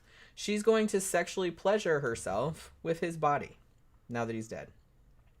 She's going to get into some necro. She's going to go necro. She started like cuddling up on him. She started sucking his dick after he was dead and putting a dildo in his mouth and up his butt. pegging him, shit. Doing all that kind of stuff, like after he was dead already, and she knew he was dead. There was sometimes though, after that, they can come back because you know what I mean. The heart can stop back up. Sometimes I've always read that to be sure, it's more like 15 minutes. You know what I mean? Some killers have reported that before. You know what I mean? Where they've gone 5-6 minutes and the person seems to be dead. They take the Well, that did not take happen the body down, and then fucking a couple of minutes later, the person wakes back up, slowly wakes back up. Yeah. So weird. She said it took about 5 minutes. Well, that's what she said. Probably more. She was kind of fucked up on drugs, though. It's probably more than 5 minutes. Although I will say that when she told everything to the police later on, she was like fairly lucid about what had happened. She's probably figuring, well, it was an accident, so they're not going to do anything to me. That's probably what she's thinking. Well, she probably could have said that. Yeah. Had she not done the next stuff. Oh, I'm sure she was high. She did all kinds of shit to the dude. Let's see what else she did. Yeah. So she starts, pleasuring herself on his body. She's grinding on him. She said, like I said, sucking his dick. He's dead. You know what I mean? Then she goes upstairs to the kitchen. Oh shit! And gets a whole bunch of knives out of the block there. Yeah. She evidently wanted to keep all of his body parts, for some reason. So she takes his body and pushes it so that his head is like hanging off the edge of the bed. Okay. And then she has this big blue storage bin and she puts it underneath there to catch all the blood and starts sawing his head off. It's crazy. And she was it's so creepy, like watching her confessing like to the police. She's just like so matter of fact, like it's like not even like no big. Yeah. She's even talking about like the different knives. They found all the knives, by the way. She had started using, she was like, oh well, the best one was like the serrated like bread knife, and actually she used it so much that all the serration was like dulled off. Well, she tried to cut through the bone with that. Which she did. Oh, she did cut through the bone with it? Yeah. And there was a couple other knives that were like the tips were broken off, and they found them later, like in some of the body parts. She didn't know how to handle a knife. But well, I mean, it was effective enough because so she sawed his head off, and then like all the blood was in this storage bin or like a storage tote thing. Yeah. And then she cuddled with the body a little bit more after the head was off. Yeah. She takes the tote into the basement had like a stand-up shower. Yeah. And she dumped the blood down the drain. There are some reports that she also said that she showered with the blood. Yeah. I don't know if that's true or not. And is this like an act of erotic love for her at this point? Yeah, evidently. Well, yeah, like I said, we'll get into that. Okay. Yeah, and she later told the police, because like I said, she was very forthcoming with everything that she did. She said that she was just very excited by all of this and was sucking his dick while she was cutting it off. Oh, weird. Yeah, fucking. And she not only cut the dick off, she cut the balls off too. Right, yeah. And she was like sucking the dick. She said, I was sucking and cutting at the same time. That's like what she said. Like just in this matter-of-fact voice. I'm like, it's something you do every fucking day. Yeah. So, Bitch bizarre, man. So she actually took the penis and the testicles that she cut off and the head and put them in the bucket. And then she started cutting up what was left. And was having like a jolly good sexual time with all of this. And it hasn't dawned on her that he's gone forever. He's not coming back. It didn't really seem to matter to her. Yeah. It's kind of hard to explain. She was just consuming him, basically. I guess. Using him up. But she said that while she was, because this took a while. I mean, this took hours. Because she would do it for a little while, and then she'd kind of like cuddle up on the body and do sexual, like stick dildos in his orifices and stuff. She's still high as hell. She's doing drugs. Yeah, and she said that she would nod off every now and then. And wake up, and it's still going on. Boy, you think she'd wake up and go, oh shit, what happened? But like I said, she didn't really seem all that fucking alarmed about it. So, but she just that edgelord shit fucking caught up with her, where she numbed or something. numbed herself to edgy fucking. Although, like I said, she'd never done anything like this before, so it's almost kind of like, and she liked this guy. Yeah. Oh man. She'd known him since middle school. Oh man. He was like one of her best friends. Yeah, and it hasn't dawned on her at this point that she killed that dude, that he's not coming back. I think she knows, but it's almost like, I don't know. It's really bizarre, like, to watch her. She's not right. I mean, obviously. You're right, yeah. I mean, anybody's not right that does this, but her affect, like, the way she talks about it, it's not right. It's completely, like, inappropriate. Okay, so she never regretted doing any of this. She never gets to a point where she's like, man, I can't believe I did that. No. Oh, man. No. That bitch crazy. Yeah, like I said, if you, it's all over YouTube. Like, if you would just put Taylor Schabusiness, like, police interrogation or whatever, and just like listen to her talk, it's fucking crazy. Yeah, so that's just that's not drugs. That's her. Yeah, I mean, I'm sure the drugs didn't help. The drugs, but it just exacerbated. The drugs fucking got rid of the inhibitions. Yeah, and but she was into that. She liked that. Weird, man. So she then proceeds. That's what a male serial killer is probably going through. She just somehow tapped into it. Yeah, that's what I mean. Yeah. At this point, like I said, I think that Shad's parents, his mom and her mom's boyfriend, I think they had come home. So I think she was like down there all night, like just being quiet, like, and they didn't know she was down there. So, I mean, they knew she was there, but they figured, oh, they're down there having sex or sleeping or whatever, so they didn't want to bother, because they're in their 20s, so they didn't want to, like, you know. She's down there dismembering the motherfucker. Yeah. And having sex with him. So, so she's got the head, and she has the penis and balls cut off. And then she starts cutting up the rest of the body. She starts taking out the organs and putting them in various plastic bags. She put some more of them in that big blue storage container that she put all the blood in, like some cardboard boxes. She was gonna take them all with her when she left for some reason. Well, I guess she couldn't carry the body out whole. She wasn't strong enough, so she's making it lighter. I guess so. Later on, the coroner at the trial said that one of Shad's feet had been shoved up into his chest cavity, and all of the skin and muscles on his back had been completely removed, leaving the rib cage exposed. She just cut him to pieces. So, and like had sex with the parts. Yeah. Like rubbed them all over herself and like fucking... Bitch had quite a sex drive, just, she couldn't get satisfied. Like I said, the weird thing about this is that it seemed like, she was like on drugs and shit like that, and she'd done some fucked up shit before, like the police chase and everything like that, but nothing that she had done. Yeah. It's like she went from 0 to 600 like in one jump. Something snapped. It's just crazy. Like there was no lead up to this, really. You know what I mean? Yeah. Like to anything of this magnitude. Yeah, So I think she killed him on purpose, knowing that he was dying.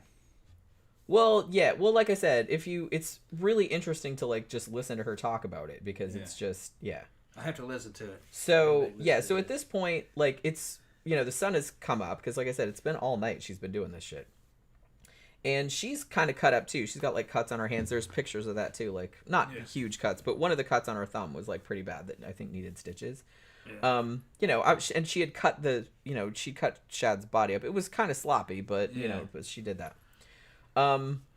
So basically, around this time, like I said, Shad's parents had come home and they're up there walking around. She knows they're up there. Yeah, and I think they were home when she went up to get the knives, and like they kind of saw her out of the corner of their eye, but they thought she was just going to the bathroom or something because she had been over there before. They knew she was. They knew that was that's Shad's friend. She wasn't Taylor. even spooked. No, she's just like, whatever. Like I said, she was very fucking matter of fact. It's crazy. It's crazy. Like how fucking not even concerned about it she is. Yeah. And not in a, ooh, I killed that motherfucker kind of way. Just like it was the most normal thing in the world, to be doing. It was just fucking insane. Just another thing you could do. Yeah, it was exactly like that. Yeah. So she takes, this black, like 5 or 10 gallon bucket or whatever it was that she put the head and the penis in. I think she also spit a Jolly Rancher into there for some reason. So she put that bucket by the stairs, like that went up from the basement to the... Yeah. Because she wanted to take it with her. Yeah. Because those were her favorite parts of him. Right. She was going to leave the rest of it behind? No, she was going to take that too, but she wanted to make absolutely sure that she got that. Yeah. So she was putting it like to prepare. The head, the dick. The head and the dick, and there was a Jolly Rancher. That's all you need. She put So she put the bucket by the stairs and then put like a beach towel, like a straight beach towel over it. So she realized she had to hide it. Yeah, kinda. Now, so here's the thing. Like, she was going to cut him up even more, like into smaller parts. But later on, when the cops were interviewing her, she said, "Oh, well, I was gonna do that, but I got lazy, quote unquote, and I just didn't cut it up anymore because she'd been doing it for hours, right?" Yeah. Now, here's the crazy, and this is horrible, but it's also like darkly funny in a horrific kind of way. Remember how, especially, she had put the bucket there so she wouldn't forget it? She forgot it. Of course she forgot it. Bitch crazy. She forgot it. Yeah. The only thing that she ended up taking with her was like one of Shad's legs and like I think some pieces of his thigh or something, like had in like a bag or a backpack or something. Did she have a car? Yeah, she had a minivan. Okay. Like I said, I don't think it was hers. She could have gone up there fucking in a couple trips and actually transferred that whole body into that van, but she just didn't have the wherewithal. Yeah, she was just crazy. Like I said, she was kind of like she'd been up all night. She was super high. Yeah. I think her high was kind of starting to wear off at this point, but she was like super sleepy, and she was just like, "Ah, fuck it," and so she just grabbed a leg. Yeah. And some other pieces and like left. I wonder how long she had been up, because meth can keep them up for days and days and days. Yeah, and they start going crazy. From what I could determine, it had been a while. Right. Mm. Maybe she hadn't slept in a fucking week. Yeah, maybe that fucking too. Crazy. Yeah. Yeah. So she takes it and she leaves the house. Now, as she's leaving the house, I guess she left. I think there was like a side door, like a storm door. And it's about 3 a.m, I think. And at this point,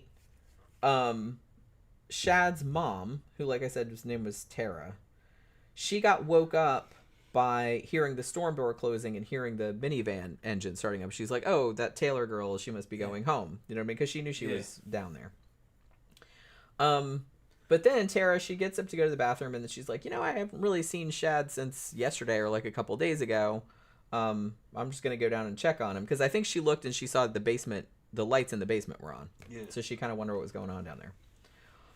So she goes down there, and she doesn't find him. But she notices this bucket by the side of the stairs. She pulls away the towel because she thought it was weird. She's like, "What's that bucket doing there?" Like with a towel over it. And she pulls away the towel.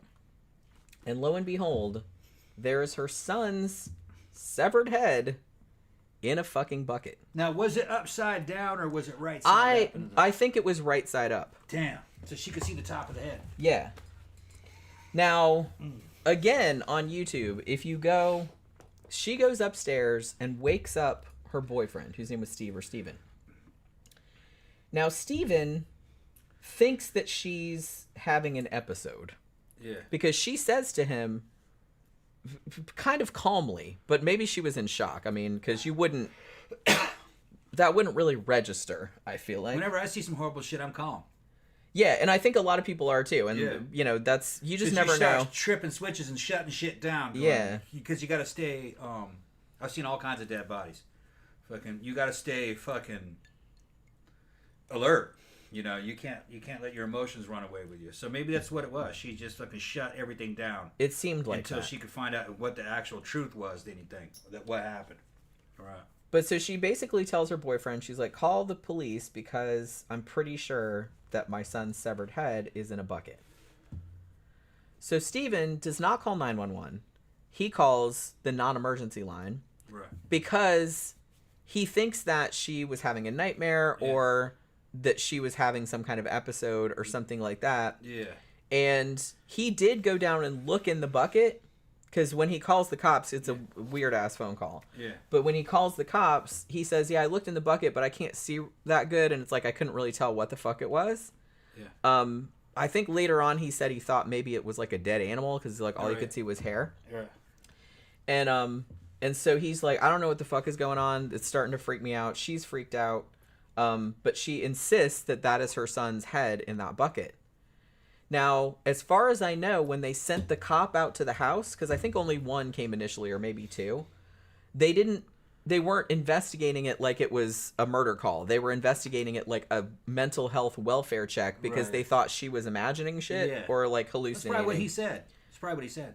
Well, he didn't say that on the phone. Oh, he didn't say it on the phone. Okay. But that was kind of like, I guess the implication, because he's like, well, there's something in the bucket. Like, he says something like that. He's like, but I don't know what the fuck is going on. She insists that it's her son. It's like, I don't know. So they sent somebody out. And so the cop goes down there, and there's also body cam footage of them going in the house and going down to the basement and everything like that. That is also on YouTube if you want to look that up. Oh, yeah, I got to see that, yeah. So, I don't think they don't show anything gross or anything like that, but they show the cops realizing, because at first... They show the cops' reactions? Well, at first they kind of think that it's just a welfare check, because they're like, what the hell is this crazy lady, like, calling about? And then, like, they go down to the basement, and you can see, like, the one cop, like, pull the thing aside and look in the bucket, and they keep looking at it like they can't believe it. Yeah. Like, they keep going back and looking like, did I just fucking see what I think I saw? Is this a fucking severed head in a bucket? And at that point, obviously, they call for backup because they're like, okay, this is not... and there's even on the body cam footage, I think there's even footage of one of them saying, this is not a, number, whatever the number code is that they give, like, the mental welfare check. He's like, this is not that. Like, we need backup. Like, this is bad. So yeah, but like I said, the police call is on there too, and it's like super weird. Like the Steven guy, I can't imagine what it would be like to just, you're having a normal ass day. Yeah. And you get up in the middle of the night and then you look in a random ass bucket and there's your son's head. Yeah. In a fucking bucket. You would never be able to unsee that. I just can't imagine. That was his biological son's? No, it was her biological son. But not his. Yeah. Okay. No. All right. Like I said, and he didn't know it was a head at first. Like, and I don't know if he just couldn't see that good or if he was in denial or what. Because he did look in there, but he... Well, low light, depending on how... I mean, in low light, I have problems fucking making... That's true. And like I said, you wouldn't normally think that was what it was. But, yeah, it's a weird-ass call for sure. He didn't want... He thought it was gross, whatever it was. He didn't want to reach in there and find out. Well, I can't say that I blame him. Yeah, that's probably what it was. To be honest, he saw some hair and then darkness, and he's like, Yeah, I'm like, I don't want anything to do with that. That's probably what it was. Like I said, Xanada said, "I'm glad you guys decided to cover this case. Jenny did her usual deep dive into it. Yeah, I got like super. I always go down a huge rabbit hole. Yeah, and it's like this case was so fucking crazy. Wild shit. I just watched everything I could watch about it. This chick's tripping me out. Yeah." So if you ever seen her, she's actually kind of cute. She doesn't. Yeah, she's actually like a decent looking young woman. Yeah. She doesn't look like. She just looks like a regular chick. She just looks like a regular person. Yeah. I have to say, like, when she talks though, she seems kind of, well, not just like off, obviously, but she seems kind of dumb. Probably is. You know what I mean? I kind of feel like she's kind of dumb. Yeah. Maybe not. I would say she seems kind of dumb. Well, drugs too. Well, that probably doesn't help either. And crazy. Yeah. So after the cops determine, are we sure that's a fucking head? Yes, that's a head. So at that point, they start looking around the rest of the basement, which was real big. It was like, it had like a little pub table with like a little Pac-Man game on it. And it was just like this huge, and it had a bed that only had a mattress. Like it was just a mattress with a comforter on it. Didn't have any sheets or anything. So when they start looking around the basement, they started noticing like a whole bunch of blood on the bed, obviously, because you're cutting a body up, and obviously that's a lot of blood coming out. And they also saw what looked like chunks of human flesh around the bed. They also noticed, and there are pictures of this, the crime scene evidence photos, that there are Lysol wipes at the scene, as Taylor had tried to clean up. As they searched the basement after the backup cops showed up, and, they had, because obviously the cops that had come there before were just kind of like, not beat cops, but you know what I mean, just patrol officers. And so they're like, well, we don't want to really touch anything because this is like a murder investigation now, so we need like the homicide investigators to come.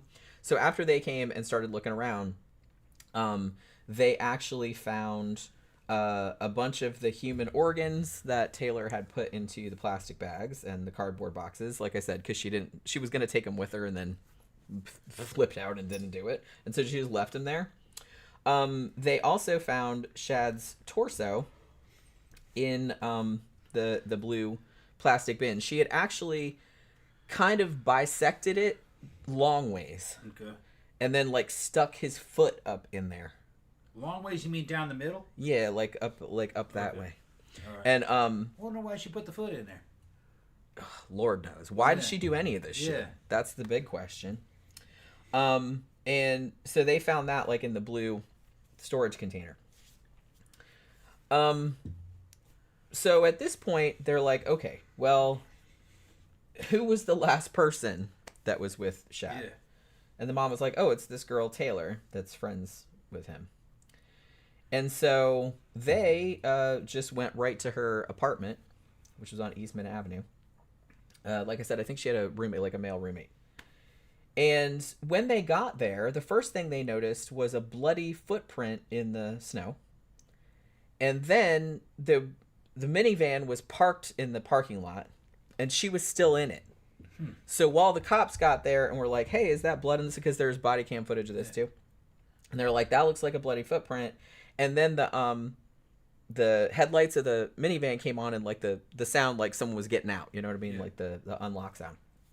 So she gets out, and either that or she might have already been in the apartment. I can't really remember. I've heard it both ways. But so she comes out, and her clothes are still covered with blood. Her hands are covered with blood, and they're all kind of cut up. Yeah, cut up, yeah. They're all cut up. And they ask her, do you know why we're here?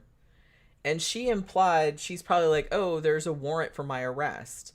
The implication being that she thought they were there because she had cut her ankle monitor. Oh, okay, yeah. I thought that was what I thought. Right. Because she seemed surprised to see them. Right. When and the cop even noted that in his report. It's like, she seemed really surprised to see us. I'm like, I don't know why, but okay. But I thought that she thought that because she had cut her GPS monitor, that's why they were there. But like I said, she was covered with blood. She didn't try to hide it. Nothing.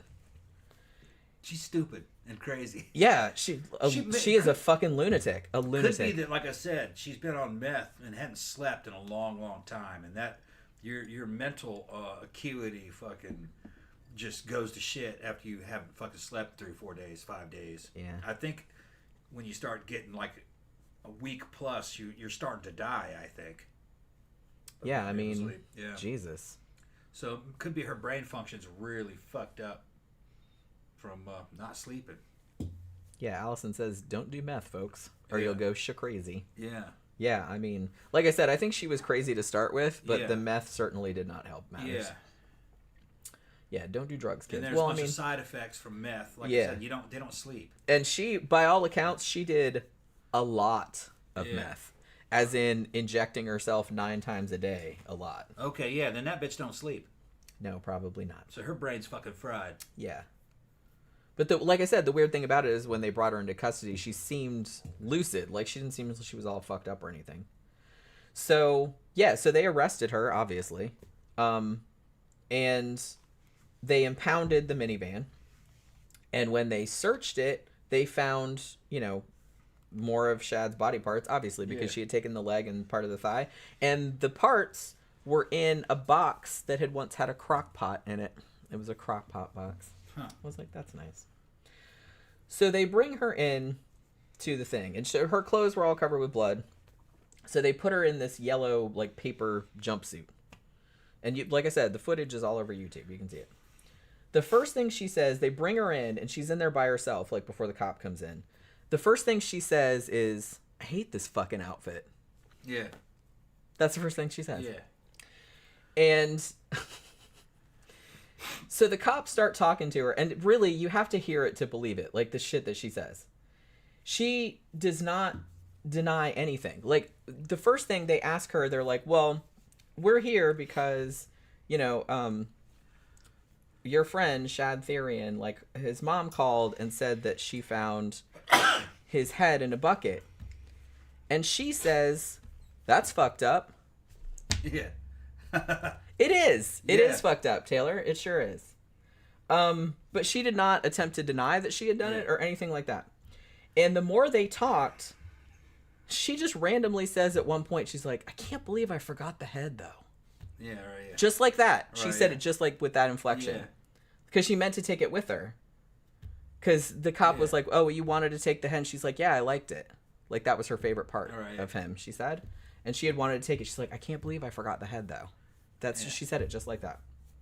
She wanted to keep it. Yeah. Jesus Christ. Like, some of the shit she said. And all the shit that I said, like, about all the shit she did to the body, she very readily admitted all of that. Yeah. Because they're like, oh, well, because the investigator, who was actually, I can't believe he kept his fucking cool the whole time, like the shit she was saying. But he was like asking her all these questions, like, oh, well, did you sexually pleasure yourself with the body? Yeah. It's like, well, what does that mean? Like, did you put his penis in your vagina? And she's like, well, I had a dildo and I put it in his ass and in his mouth. And she was just, I was grinding on him and stuff. And she was just like saying it like it was the normal. Oh my God. It was like so fucking creepy. Yeah.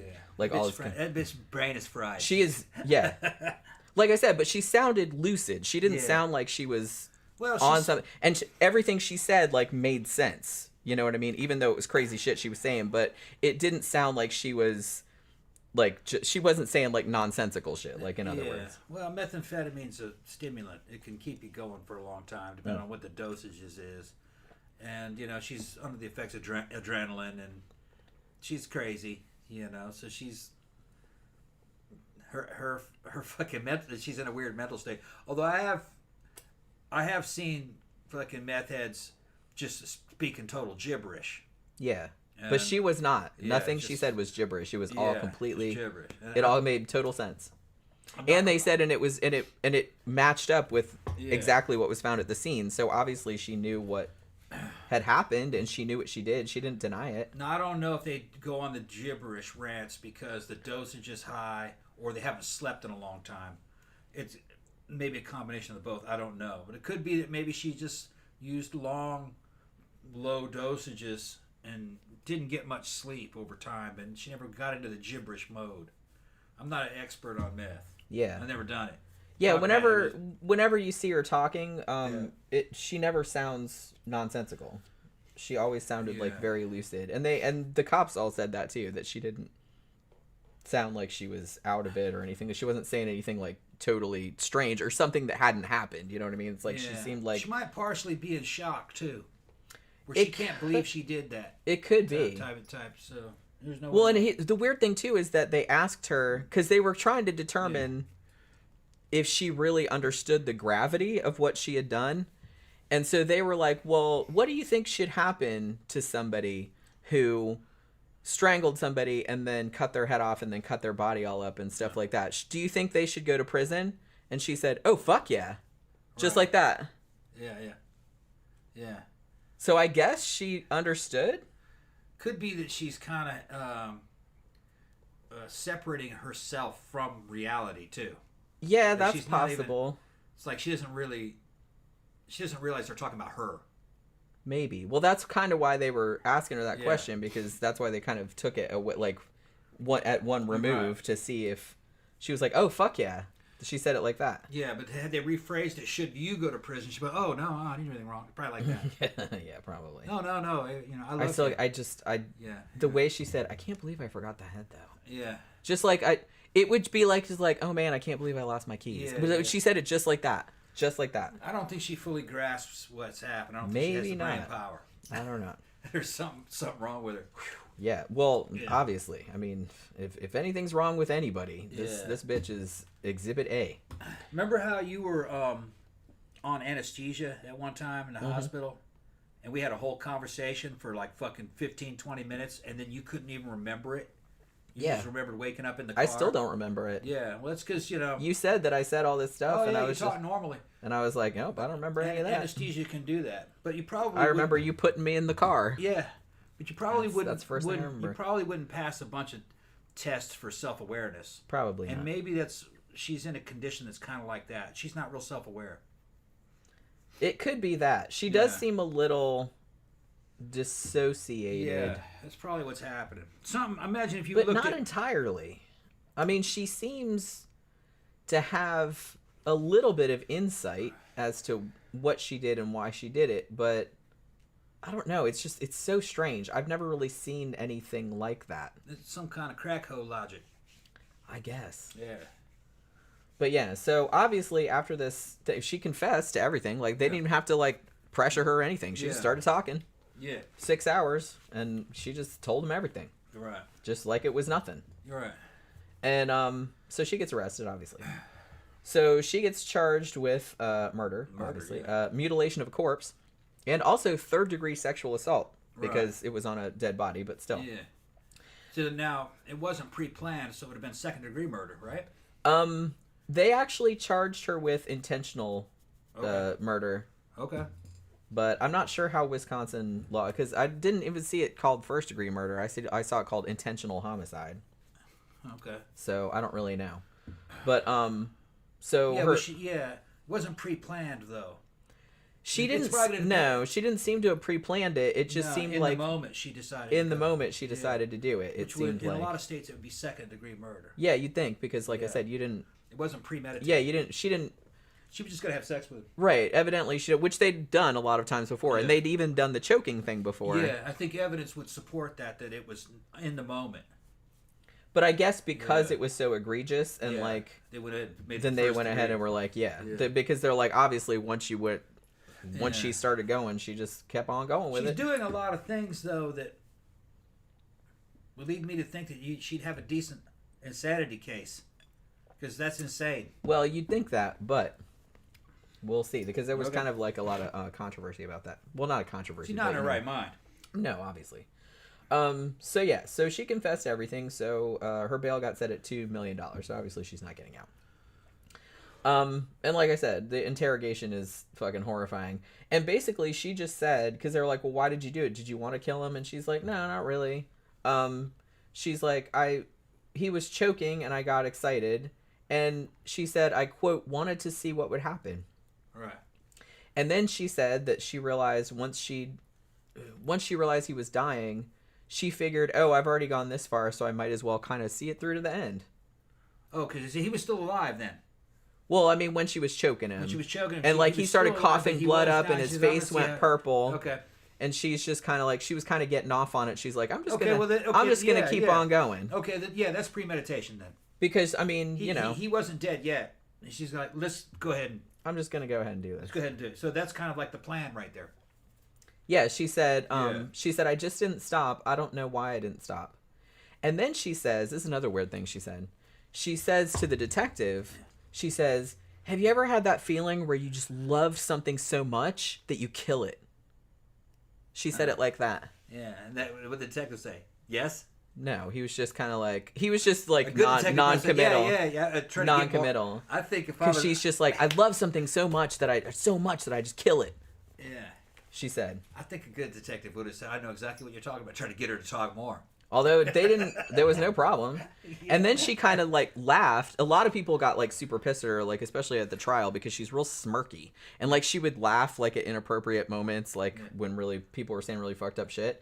And she said, like only a few minutes after that, like after she said, have you ever loved something so much you just kill it? Mm-hmm. She said, oh, you guys, something like, have fun finding all of his organs. Yeah. She said to them. Yeah. You guys will have fun finding all of his organs, or something like that, she said. Yeah. So she gets put in jail. She's going to be put on trial in July. So like I said, she's in the courtroom.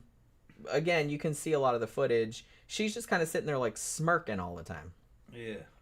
Now, she had an attorney. I think there was like 2 different attorneys that were going to be assigned to her, because obviously she couldn't afford one. So it was like, I think it was a public defender. And she couldn't decide on one, and this guy, Quinn Jolly, ended up getting it, much to his detriment. And they said, basically, well, she confessed to everything, so all we can do is not guilty by... I think in Wisconsin, they don't say by reason of insanity. They say by reason of mental disease or defect is what they usually say. So that's what they were going to try and do. Yeah, well, shit, once you say that, then all of a sudden, I bet you there's a really tight, legalistic fucking definition of that. In other words, like, you're mentally retarded, or you had a brain damage, or you're fucking something like that. They're gonna say anybody else is fucking not mentally defective. Yeah. That's what they're gonna say. Well, and the thing about it too, well, I'll get into that in a minute. Yeah, Under the influence is usually never a never defense. And they specifically brought that up too. Xanada says she laughed when Shad's friend, AJ, on the stand said they were chopping it up. Yeah, he was up there. AJ was Shad's friend and her friend too. And there's footage of him, and he's on the stand talking, and he's like, "Yeah, we were all just hanging out." And he said, "Yeah, we were all just hanging out, chopping it up, like, hanging out or whatever that." And she just cracked the fuck up. She's like, "Oh, chopping it up like I did to Shad. Oh, that's hilarious." You know what I mean? And I was like, "Oh, wow, that's fucked up." I don't think he meant to say that, and I think he didn't really seem aware that he had phrased it like that. It really doesn't matter. That bitch knew she wasn't going to go free. Probably not. No. Although, yeah. And she probably really didn't want to go free. I don't know. Maybe not. Female prison is usually like lesbian paradise. It's not like male prison where it's gladiator school where you're sitting in there fucking fighting for survival and shit like that. I've fucking known guys in corrections that'll fucking tell you all kinds of stories about what happens in girl prison. Yeah, Xanada said she's in a maximum security prison now with the most violent female offenders in Wisconsin. She's in the same prison as Ezra McCandless, the Wisconsin girl who stabbed her boyfriend to death. Okay. Yeah, I remember. I kind of remember. Yeah, they're probably getting it on, those two. Maybe. Yeah, they're probably good friends. But yeah, so like I said, they're trying to get essentially an insanity defense. Yeah. So the defense attorney brings up that Taylor, obviously, which is true, that she'd had a lot of problems with mental health ever since she was a teenager, like preteen, and that she'd been on medication and been in and out of psychiatric hospitals. But, they brought in other physicians to assess her, and they basically said whether or not she has mental issues, that doesn't mean that you're incompetent to stand trial. They were just trying to determine if she was competent to stand trial. And all that means is, can she sit in the courtroom? Can she understand what's going on? Can she understand the consequences? And they determined that she could, even though she said that she couldn't. But I think her lawyer probably told her to say that. Yeah. Now, when she was on trial in February of 2023, there's footage of this too. She actually attacked her own lawyer in court. He actually suggested that the trial date be pushed back so they could get more experts in to assess her mental state. And for whatever reason, I don't know if she was just trying to bolster the insanity defense and be like, "Ooh, look how crazy I am," or if she genuinely was having some kind of episode. No, that bitch crazy. But she just just jumped on him and started fucking. And obviously he's a bit bigger than her, but they pulled her off and pinned her to the ground. And after this, the defense attorney was like, "Fuck this shit. I'm out of here." So he quit. So they actually had to get her another lawyer at that point. I can't really blame him because it's like, I don't need any of that fucking business. And then after that, and there's footage of this too, whenever she showed up in court, they put a spit hood on her, which is that white thing like that goes around like that and kind of over the top of your head. And they never said like why they made her wear that, but obviously she was spitting on people or biting people or something like that. So they put all that shit on her face and made her wear that, like at the trial for the rest of the trial, as far as I know. Now, they did have, and I believe this woman was speaking for the defense. She was a forensic psychologist named Diane Lighton. Is it Lighton or Litton? I'm not really sure. But she said that while she was assessing Taylor, Taylor wouldn't talk to her about the case and also like yeeted a chair at her. Now, she thought that Taylor was maybe having what she called command hallucinations, which would be generally auditory hallucinations where you have voices in your head like telling you to do shit, like telling you to hurt people and stuff like that. She thought that maybe Taylor was suffering from those. And she was the one, too, that kind of said, yeah, she's super, super into Jeffrey Dahmer. And apparently had a delusion that she was in a relationship with him, even though he obviously died before she was born. And also in court, this is kind of sick, but also kind of hilarious. They did, you know how they'll do all the shit that you Google searched for, which I'd be in big trouble if I ever got fucking, because like I said, I write about true crime and shit like that all the time, so I have all kind of terrible stuff in my Google search. But they did her Google search, and she had searched for Jeffrey Dahmer walking into court all sexy. That was one thing that she searched for. Okay. and Jeffrey Dahmer's butt. Okay.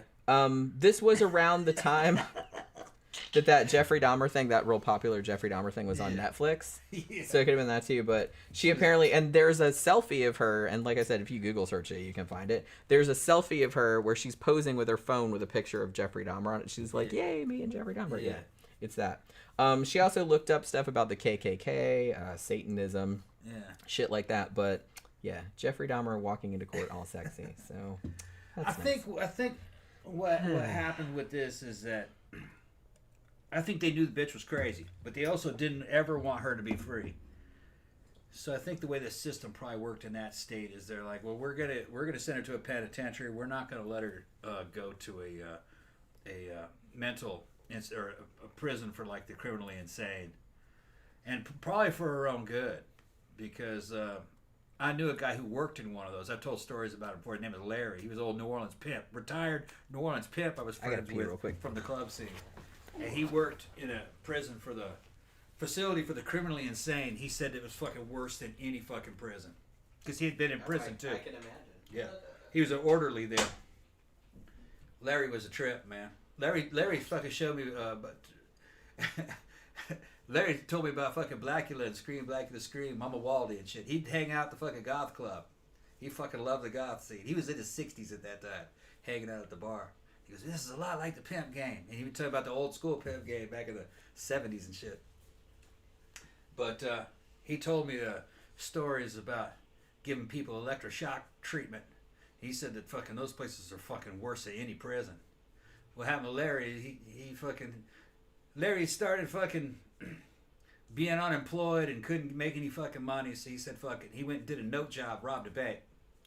But he figured he'd get caught. He didn't care. He just they sent him back to prison. He's probably dead now. I'm sure he's dead now. He'd probably be in his 80s now. But he didn't care. Tell me pimp stories and shit from the 70s and the early 80s. So it's probably for her. People are saying, well, maybe she should have got a not reason by guilty of insanity. That probably would have been worse on that girl than getting life and just going to a female penitentiary. The conditions there would have been a lot better, according to what Larry said. Place he worked in New Orleans or outside New Orleans, he said that fucking was like hell on earth. Constant screaming. People just zombies just standing there. People fucking freaking out. People shitting on the floor. Just nasty. Yeah, nasty. I can imagine. And there was no in those places there were like indefinite sentences. Like the guy was never like they'd have people in there that would not really sentenced any time. Just they were just never gonna get out. Yeah. Well, because that's the thing. If they put you in a mental health facility, then they don't really have a. There's no set time. Right. They don't have any time they have to. Yeah, and a lot of them die in there. A lot of them are never released because they're making money off of keeping them there. And then like the staff changes out. You're not sure anything. You don't know much about this patient. You know what I mean? You just know what he's been doing, but you don't know why he's in there. You know, a lot of times, and you don't. You just kind of he's been in there for generations of staff. You know, guy. You know, you might. I'm sure somebody somewhere knows what the dude's doing, but why the guy's in there. But the orderlies find out, oh, this motherfucker's been in here for 40 years. You know, he said the shit was depressing. He said he'd shock him, they'd tie him down, fucking give a dude electroshock treatment, and then they'd feel better. They'd thank him afterwards. Oh, thank you. Weird, man. Yeah, Xanada said, this is the most crazy female I've ever seen. Well, yeah. I mean, that's why I had to share it with Jenny. She's almost like a male serial killer. Kinda, like I said, it's horrifying what she did. It would have been shocking if a male serial killer did it, but it would be significantly less shocking if it was a dude that did it. Yeah. The thing is, though, is that let's say she didn't get caught and got away with it. Would she have done it again? Would it have been a part of her sex drive? That's the difference. I guess we'll never know. I was thinking about this too, and I think like a couple of other podcasts brought it up. The way that she talked about it, I kind of suspect that she probably would have. Maybe. Like, even though she'd talk some dude into the strangulation thing and right. she'd kill him. Like, from everything that I could determine, like, I don't think she had the idea to do it ahead of time. Yeah. But then I think once she did it and she seemed to enjoy it so much, I think she probably would do it again. Yeah, so basically she becomes a praying mantis. Yeah, constantly killing and eating the male mates. Yeah. Yeah. But, yeah, so even though... so this one forensic psychologist was like, I don't think she's competent to stand trial because she's like a fucking nut bar, right? But the judge did not agree. Judge Walsh was like, nope, she can stand trial. It's all good. Because like I said, she seemed able to understand the process, like what was going on. Yeah, she's a nut, but that doesn't mean that you're incompetent to stand trial. Now, so the prosecution actually focused more on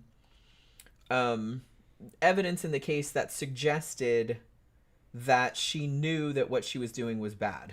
For example, the fact that Taylor had attempted to clean the crime scene, because she looked like she had tried to clean it up. There were like some Lysol wipes there, and she kind of wiped away the blood that she poured down the shower drain. So they're like, well, obviously the fact that she tried to clean it up means that she knew that it was bad. So they were kind of focusing on that kind of stuff, because really for the whole insanity defense, you had to like genuinely not know that what you were doing was bad. You know what I mean? Like, even though she didn't like hide from the cops or anything like that, she seemed to kind of know it. She's like snuck out of the house and stuff. So she did seem to know that she was doing something bad. Now, here's the crazy part. Remember, Taylor had a husband named Warren who was in federal prison on drug charges. Yeah. Oh, she was married during this time. Yeah. Yeah, remember? Married, yeah. Oh, maybe you weren't here when I said. Yeah, I didn't realize she was married. Yeah, she was married to Warren Chabot, which is where she got the name Schabusiness. Yeah, that's right. It was in the beginning of the show. You want me to make you another drink? Yeah. Okay, hold on. Let me finish let me hear what you're going to say first. Yeah. So Warren's in prison and here's the thing. So these two, they were kind of like, they each had their each other's names tattooed on their necks, which, that's classy. But, no judgment. He sends a letter to somebody to post on Facebook, like, so everybody can see it. He thought that his wife was not to blame for the murder, but he essentially blamed Shad for giving her the drugs that had caused her to do this. I was like, here's the thing though, bro. She's been doing meth and shit like that for years and years. And this is the first time she's done this. Was she doing meth with him? With who? With her husband. Yeah, he was a meth dealer. Okay. Allegedly. And when was he going to be out? Well, he is still in there now, as far as I know. I think he's getting out next month. Okay. But yeah, so he was in there because, like I said, conceivably they could have got back together. Yeah. Okay. But here's the weird. So he was essentially like victim blaming. Yeah. This is what he said in this letter, like partially. I know what she's being accused of is not who she is. Not only has her addiction played a big role, but so does her mental background as well as postpartum depression. Because remember, she had a kid like not too long before this happened. I just want my wife to get help, professional help, because that's what she deserves. My prayers go out to my wife. I love her more than anything in this world, and this will never change no matter what. That blew my fucking mind. I'm like, this dude is basically standing by a wife who not only fucked around on him while he was in prison, but then murdered somebody and cut them up and had sex with their body parts. What the fuck, bro? I don't know. I don't understand this. I don't understand any of these people. And apparently, like, Warren is still sticking by her. Here's the weird thing, though. Before she murdered Shad, and Warren was in prison, she was doing some vague booking about loyalty and about she couldn't trust him. And so I don't know if he had fucked around on her. I don't know, because they had this whole thing like, oh, loyal forever, and they had posting all these weird memes when he was going off to prison, like love you forever. And I don't know. It's just like really, really weird. I mean, I don't know. It's kind of sweet, I guess, but it's also like intensely fucked up. Like I said, I don't understand any of the people in this story. I really don't. But yeah, so apparently he's still sticking by her to this day, and basically saying it wasn't really her, it was the drugs. I'm like, okay. The courts feel differently though. Like I said, if you are found to be mentally diseased and were not aware that your actions were bad, then yeah, they'll send you to a mental health facility. But in no case, and in Wisconsin, and as far as I know, in every other state in the U.S., I could be wrong about that, willingly taking a bunch of meth and then doing some fucked up shit does not absolve you from said fucked up shit. That does not count as mental disease or defect because you chose to take those drugs and it did that shit to you. You know what I mean? So you can't use that as a defense because obviously everybody would do that then. Oh, I was drunk. I was on meth or whatever. My bad. You know what I mean? And then they let you go. Yeah, that's not how that works. So yeah. But I can't believe that he's... I don't know. I don't know how the whole shit's going to go. But he basically just thinks, oh, well, that's not her. It was just the drugs that did that. Okay. So remember how I said that Taylor's dad was convicted of sexually assaulting a 13-year-old girl? So that's nice. So it's a whole family. It's a whole lovely family. He got a 12-year sentence.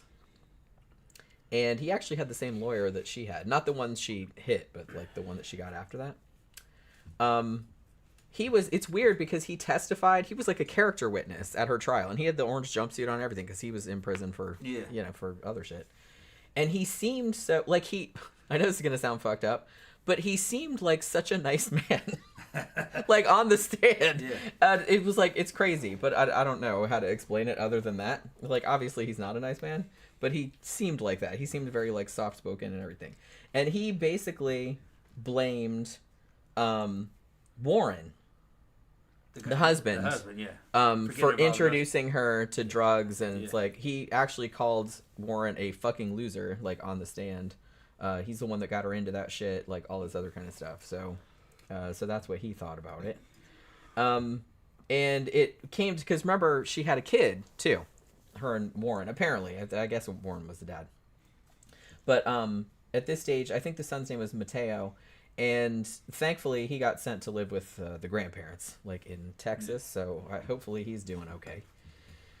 So even though there was this huge argument over whether she was, insane or not or whatever, the judge really wasn't having it, and it only took the jury about 30 minutes to convict her on all counts.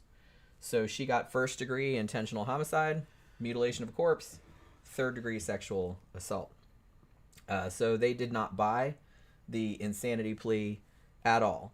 And the weird thing about it is that, remember how I said, like, for the whole trial, like, she'd been kind of, like, smirking? Yeah. And she would, like, look at the camera, too, because the whole thing was, obviously, was filmed and, or recorded. And so she kept, like, looking at the camera and smirking. Yeah. Make no mistake, that bitch crazy. Oh, yeah. Crazy.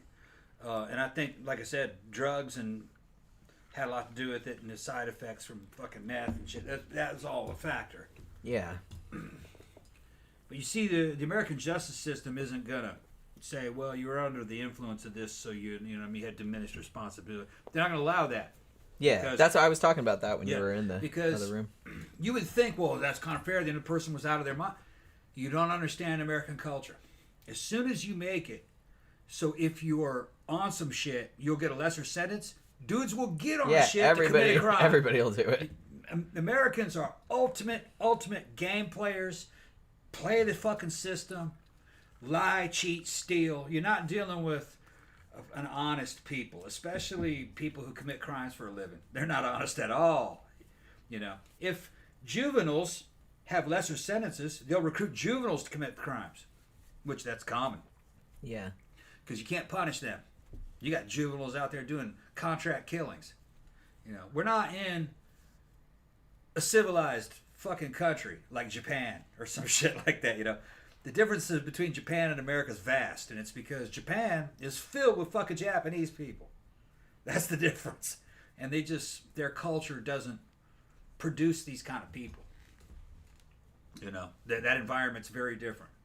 The American environment. I don't know. They have some pretty fucked up crimes happening. They got fucked up shit. It's just that the numbers aren't there. Yeah, and it's not a very violent. It's a lot rarer. And it's not a very violent society. But some fucked up shit has happened over there. Right. You could fucking drop boatloads of fucking guns all over Japan's, and they would maybe only make a tiny spike in the crime difference. Most people would turn those guns in to the authorities. That's what would happen. You could lose your wallet in Japan on a subway. They'll return that wallet to the police with all the fucking money in it. Well, I would do that. They're very honest. But now, do that in New York. Go drop your purse and just leave it there in a New York subway. You'll never see that purse again. Just the truth, you know.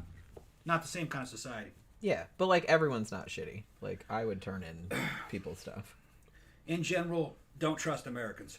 But I mean, I wouldn't. But I'm just saying we're not all like that. Yeah. Because I'm not a horrible person. Right. But a lot of Americans are horrible people. Yeah. I will give you that. Yeah, we're kind of a low trust society, especially in areas around big cities. Phantom says she's pretty hot in that mugshot photo you used. She probably didn't use enough meth to foul her looks up yet. Yeah, I mean, she looks a little rough in the trial stuff, but that was mainly because she didn't have any makeup on. If she had the wherewithal to record all that shit would be all over the fucking internet. She'd have fanboys for the fucking rest of her life be jerking into that shit. Crazy ass fanboys. Well, yeah. The crime fanboys and shit, yeah. But like I said, that's the thing. Like, even male though suitors fucking right in prison and shit. Even though what she did was clearly insane. I mean, that's batshit crazy. It's crazy. And like I said, it's not even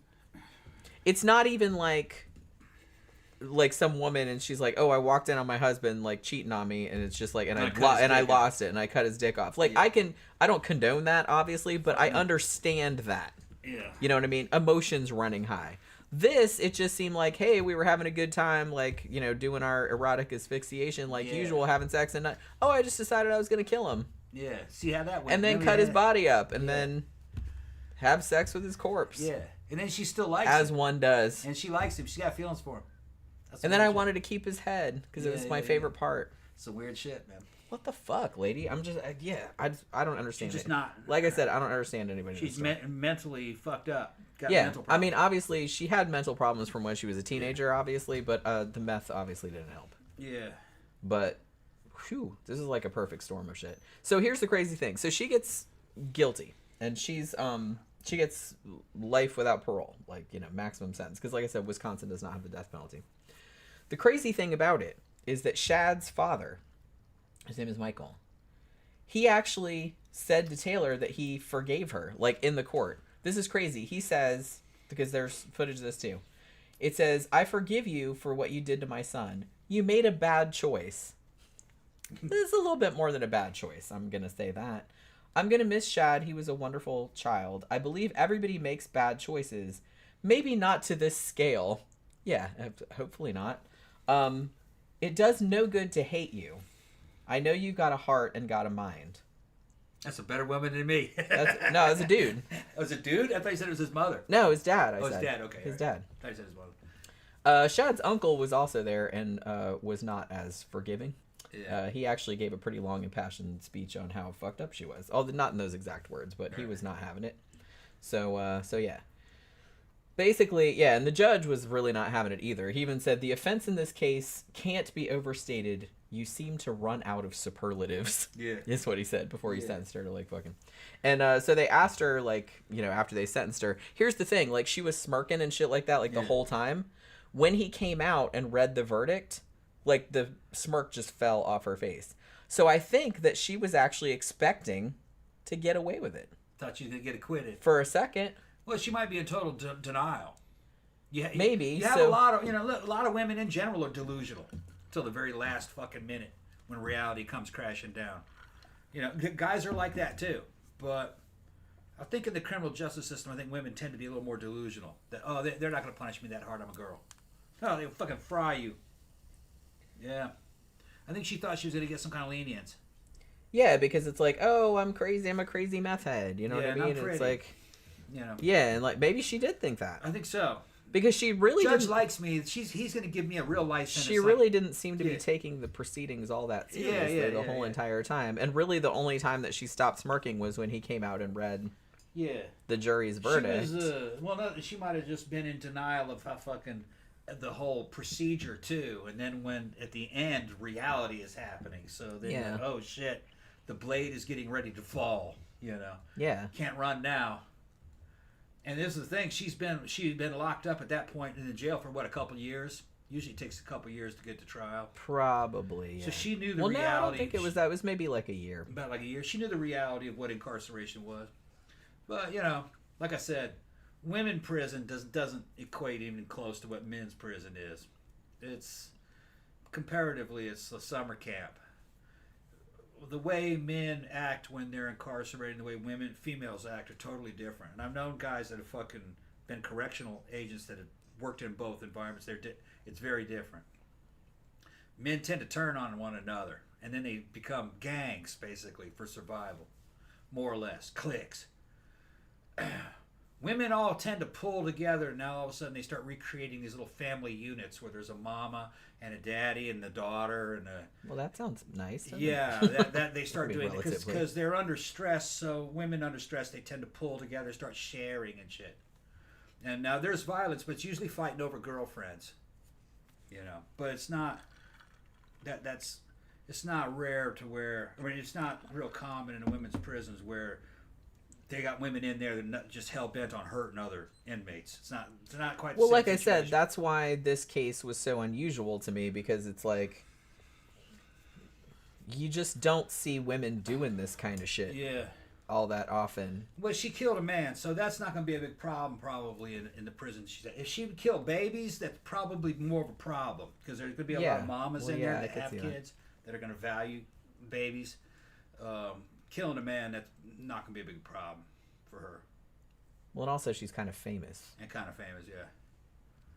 Xanada said, I feel the worst for the mother having to find the guy like that. I can't, like I said, I can't even imagine. Can you imagine finding your son's head in a bucket? And like, you're not even expecting that. I mean, you're just going down there because he was, I just saw him the other day and he was down there, and then there's his fucking head in a bucket. I can't even imagine. I would never, ever get over that. Ever. So I can't, that poor woman. Zach asked if we ever done a show about Lorena Bobbitt. No, we haven't. I don't think we have.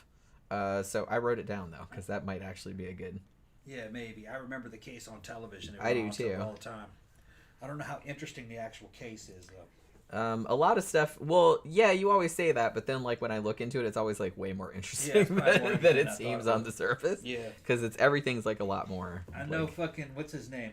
The dude who got his dick cut off ended up doing porn flicks afterwards. He did, yeah. With his reconstructed dick. Yeah, I mean... Which I've never seen, man. I ought to go look, see how that shit turned out. Oh, shit. Now I know what we're going to be watching later. the John Bobbitt. Yeah, John Bobbitt. Fucking John. I don't think I ever saw it either. I remember hearing about it, but I don't think I ever watched it. They put it back on? Or no, they couldn't find that when they put another one on him, didn't they? Did they find it? I think they did find his God, dick. it was so long ago.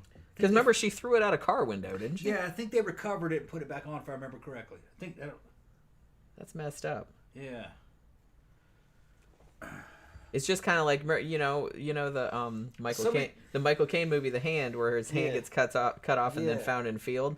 And it's like, but it would be like that, but there'd be like a porn version where like a dick is like crawling around like killing people. I think they put it back on. I remember that was the guy who was mostly into that. This is back in the 90s. Is fucking Howard Stern. I used to listen to Howard Stern while I was working as a salesman all the time. They'd keep me going through the workday, which sometimes I think of the long shows that we do keep people going through the workday too. Howard Stern fucking would talk about that case when it was happening. Fucking every day he'd fucking do like 10 Well, minutes dudes were fascinated by it. So they're like, man, that bitch cut that dude's dick off. Yeah. Because every dude can imagine what that would be like. When the porn came out, remember Howard was like, he was like rooting for the guy. Like, yeah, he got it back. You know, he saw it. And if I remember correctly, Stern said that you could tell something happened. But yeah, Allison said, they did reattach the original. So they did find it. Yeah, they found it, I guess. I thought they had, but he got lucky. I imagine he lost a lot of feeling in that. Yeah, I wonder, can it even... It evidently, like I said, they made a whole gimmick out of it where he bangs a bunch of chicks in a porn movie. Sorry, I just thought of that King Missile Bunch of song. famous porn stars. Detachable Penis. They were trying to make Do you know that song? What's that? Detachable Penis. Do you know that song? No. By King Missile. Oh yeah. Came out in the 90s. Those girls felt late sorry. 80s, early 90s. Those girls felt sorry for him. They were making it up to him in the video.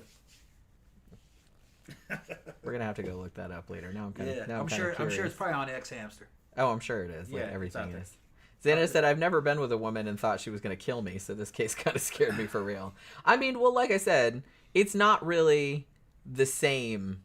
Like, how often is it going to be that, like, you meet a woman at a bar and you come and she's, like, a serial killer? There's, like, a 0.00001% chance of that happening. The opposite is not the case. You know what I mean? It's still rare, like, if you pick up a dude in a bar, like, if a woman picks up a dude in a bar, or if a gay guy picks up a dude in a bar. Like her Baumeister. Yeah. But it's a lot more chance that that dude's going to be a serial killer than the woman is. Most of the time, you're not going to have anything to worry about. I never felt threatened by any of the girls I picked up. That's what I mean. No. But here's something else, though. I would have never put myself in a position. That dude, I mean, granted, he grew up with that girl. He'd known her forever, like since they were kids. You would think that he had total trust in her. Right. And they'd done that shit before. Yeah. So you wouldn't think that she would ever, like, let's go ahead and let him die this time. Yeah, because... But her mental state was fucking... Yeah, evidently, I mean, up. he had never had any cause to think that she was ever going to... I mean, why would you? Right. But why would you think anybody would do that? There's no way in hell I'm going to meet some sideways-ass, half-crazy-ass fucking chick that's on drugs, and we're going to go back to her place. I'm going to bang the shit out of her. And I'm going to let her choke me into unconsciousness? Oh, hell no. Not that high-ass crazy bitch. Yeah. I know she can't hurt me when I'm fucking... have the wherewithal of, being awake, and if I really thought she was sketchy, I'd probably leave. I wouldn't sleep next to her. That's how dudes are. That's how fucking low guys will actually go when you're young. You might think the bitch is crazy. You're still gonna have sex with her if you think she's hot. You're just not gonna sleep next to her. You're gonna leave. Well, I mean, even when dude standards are kind of low. Yeah, they are. Well, even a woman can still drug you. Yeah. And she can do whatever she wants to, like when you're unconscious. I'm just saying it doesn't happen that much. Yeah, like they got a lot of pro escorts and hookers and shit in Central and South America that do that for a living. They will get some simp and slip a Mickey in his drink, two of them, and then they'll go back to the hotel and just rob him blind. They never have sex with a dude. But at least they don't kill him. No. Or like cut his penis off or anything. Yeah. Or leave his head in a bucket. Some of them had died, but it was accidental overdose. That kind of shit. That's like I said, it's not really, dudes don't have the same shit to fear. Right. The other way around. Like you can pick up women in bars and it's like she can't really do anything to you. 999 times out of 1,000, nothing bad is going to happen. There's exceptions to it. You pick up a chick out of a fucking club, right? You go back to her place. You don't realize it. She's a hooker. When you get to her place, she's going to fucking tell her fucking pimp that she's got you in there. He shows up and fucking robs you. Yeah, now that might happen. Yeah. And it's not her place. It's her house. It's a hotel room. But the thing is that a dude who's fucking got a mind about him is going to realize she's probably going to have a story like, yeah, I'm just in town at this hotel room. You know what I mean? I'm already going to be kind of sus. Yeah. You know what I mean? You don't know her. She picked her up at a fucking local club near this hotel. You know what I mean? She was an easy catch. You're gonna go back to her hotel rooms. Everything's gonna be all right. And we're like, this fucking kind of is a hooker. I wouldn't trust This is it. kind of a hooker mode, a hooker robber mode type thing. Because honestly, I'm gonna say that because usually, women won't be real aggressive, like picking up dudes and stuff like that in a bar, for the reason that the dude could be a murderer, so you don't see it much. So anytime you get a dude gets approached in a bar by a woman that's like trying to get you to come home with her, there's obviously something like really sus about that. Yeah, but you know what? Not in my case when I was younger, because when I was in my 20s, girls liked me. They could be young, and if they were about my age, 21, 22, we'd go back to her place. Yeah. But I was not as threatening looking back then. You know what I mean? I was a guy her age. These are college and that's students. just kind of right. So that's a different situation. Nowadays, at 55, I'm by myself. Some chick in her fucking 20s or 30s wants to take me back to her hotel room. it's sus. Yeah, that's very sus. Because chick on the up and up is not going to take a guy my age looks like me to her hotel room. Because I look dangerous. Yeah. If you don't know me, I look dangerous. I look like I could hurt you. Because I could. You know. So if she knows me, that's a different situation. It's just out of the blue. Nah, that might be a trap. Yeah, I'm pretty sure that would be a trap. Nah, I don't know. If I'm with Jen and I'm fucking in full fucking club game, it's a little bit more understandable that chick might want to pick me up. Because she's seen who I'm with. She sees how I act. So, you know what I mean? I must be safe because I got a girlfriend. So, yeah, it might be more likely that some chick might try to snipe me. Because women try to steal men. Yeah. You know. Or, you know, in Jen's case, she makes a move on Jen. So, she did for a threesome type deal. That's usually what we get. That kind of shit is plausible where we go. Yeah. Like I said, that's usually the most common thing. Unless you didn't tell me about it, I don't really see too much stuff with you, like someone trying to snipe you. No, every now and then there's the look. Yeah. You know what I mean? Like I said, I didn't notice it, so. It's.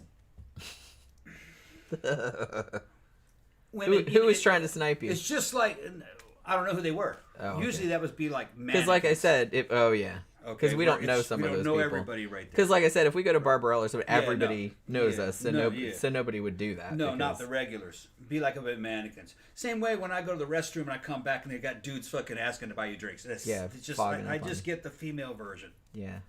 Man, we were walking in the bar and that girl just reached out and just grabbed my fucking titty. Yeah, that's right. I forgot all about that. That was Halloween. That was Halloween, wasn't it? It was on Halloween, yeah. Yeah. I was dressed as Bane. Because you had the Bane costume. Yeah, and I walked by a fucking gaggle of girls in their early 20s. They were kind of drunk, too. They were drunk, and one of them reached out and just fucking grabbed a whole handful of meat titty. And I stopped and looked at her, and she disappeared back in the crowd. Because I think I was in front. I was like, you were in front? Yeah, she saw you. What the fuck just happened? Yeah, and I turned back and I said, girl, just grab my fucking titty. But she wanted to see what it felt like. Felt like meat, didn't it, bitch? Those young girls don't have a lot of experience, you know. Well, like I said, they were probably super wasted. Oh, yeah, yeah. They looked super wasted. Yeah, they were. So. But that didn't mean she didn't grab me, though. No, she did. Yeah. She did. That's what you said. Like I said, I didn't see it happen, but I was just right.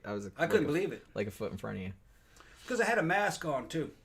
She didn't... Yeah, that's another thing. Because you're kind of dehumanized. Right. And I was fucking dressed as Bane.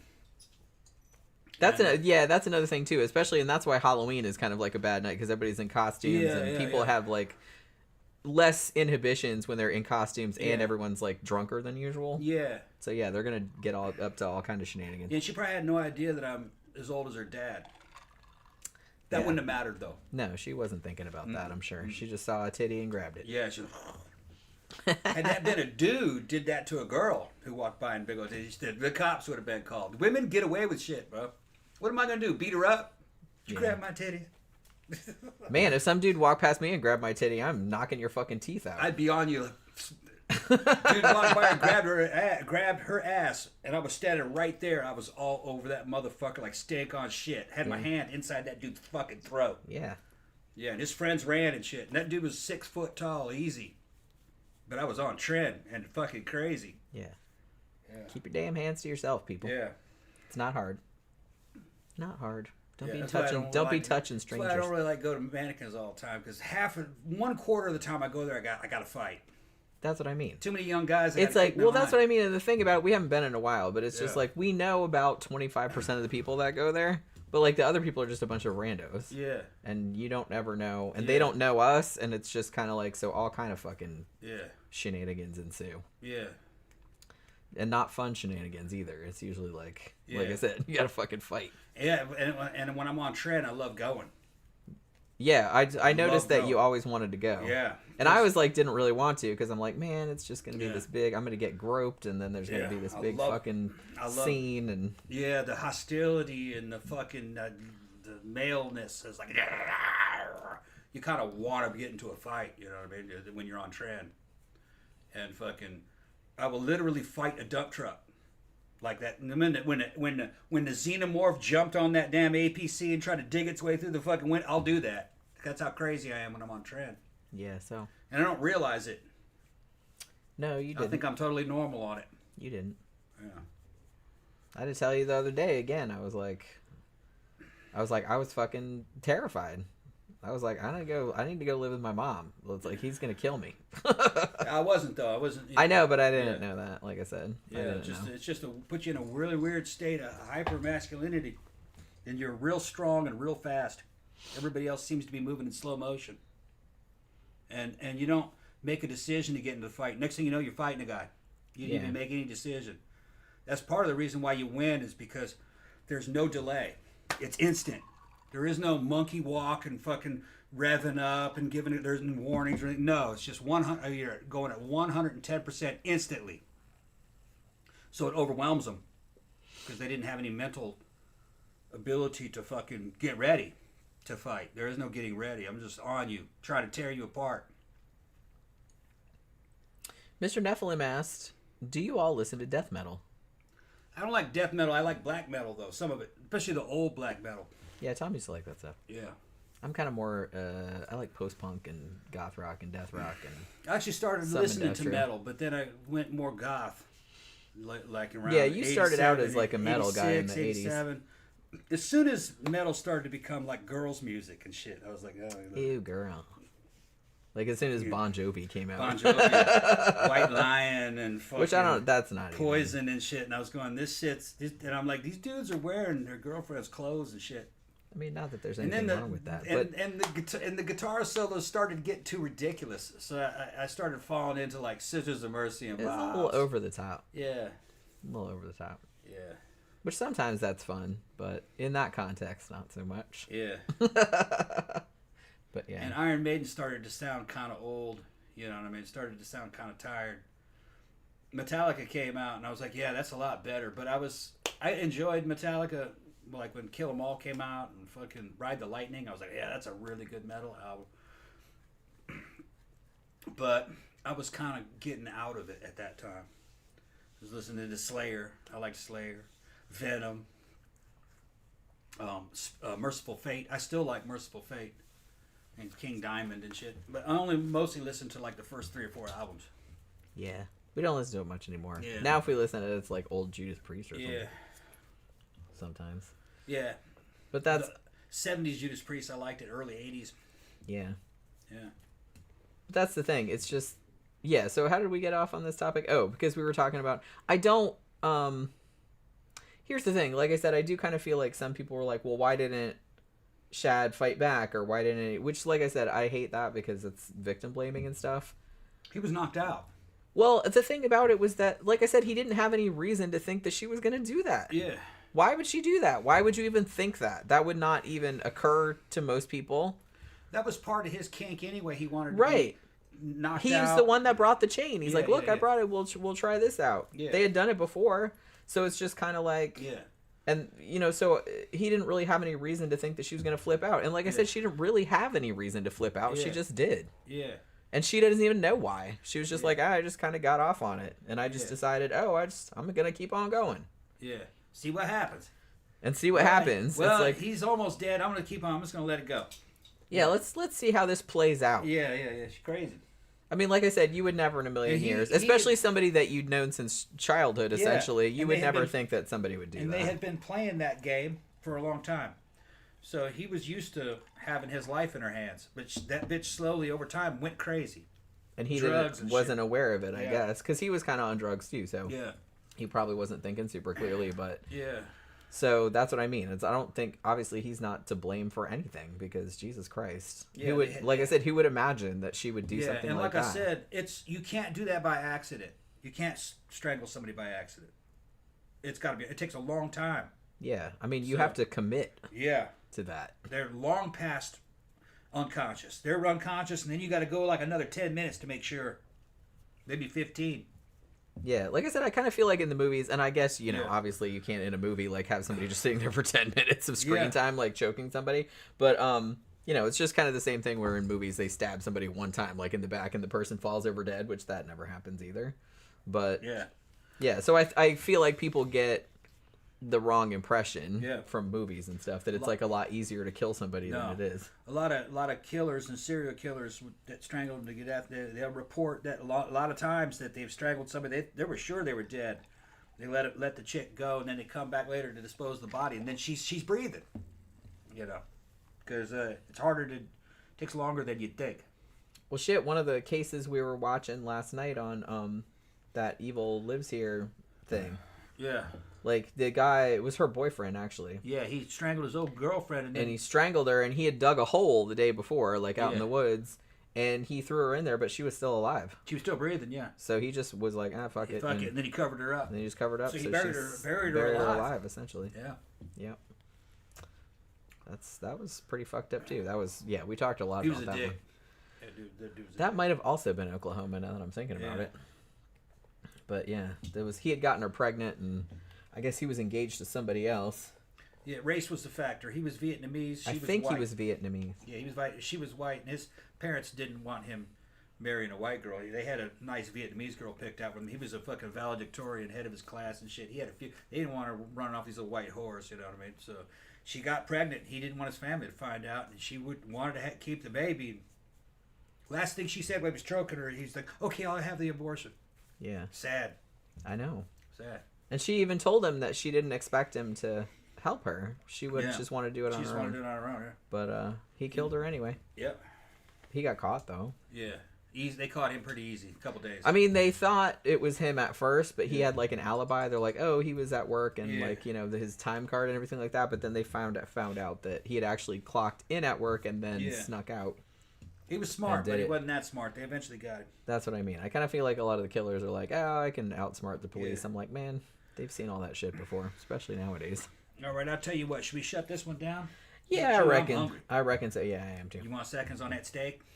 Yeah, that was good, actually. Right. We'll have some more of that because that was a long time ago we ate that. All right, so we're going to wrap it up for this evening. Hopefully you guys enjoyed the show. Like I said, this was a fucking bonkers case. Yeah, so thank you, Xanada, for bringing this to my attention. That was a good one, yeah. Yeah, because, man, that's something else. So, yeah, I guess we'll be back on Friday night. Now, we're going to get a memento on Friday, so we'll do, like, a couple hours pre-gaming, like, before we go out. So, hopefully you guys can join us for that. And have a good rest of your evening. Have a good day tomorrow. And we'll see you guys again on Friday night.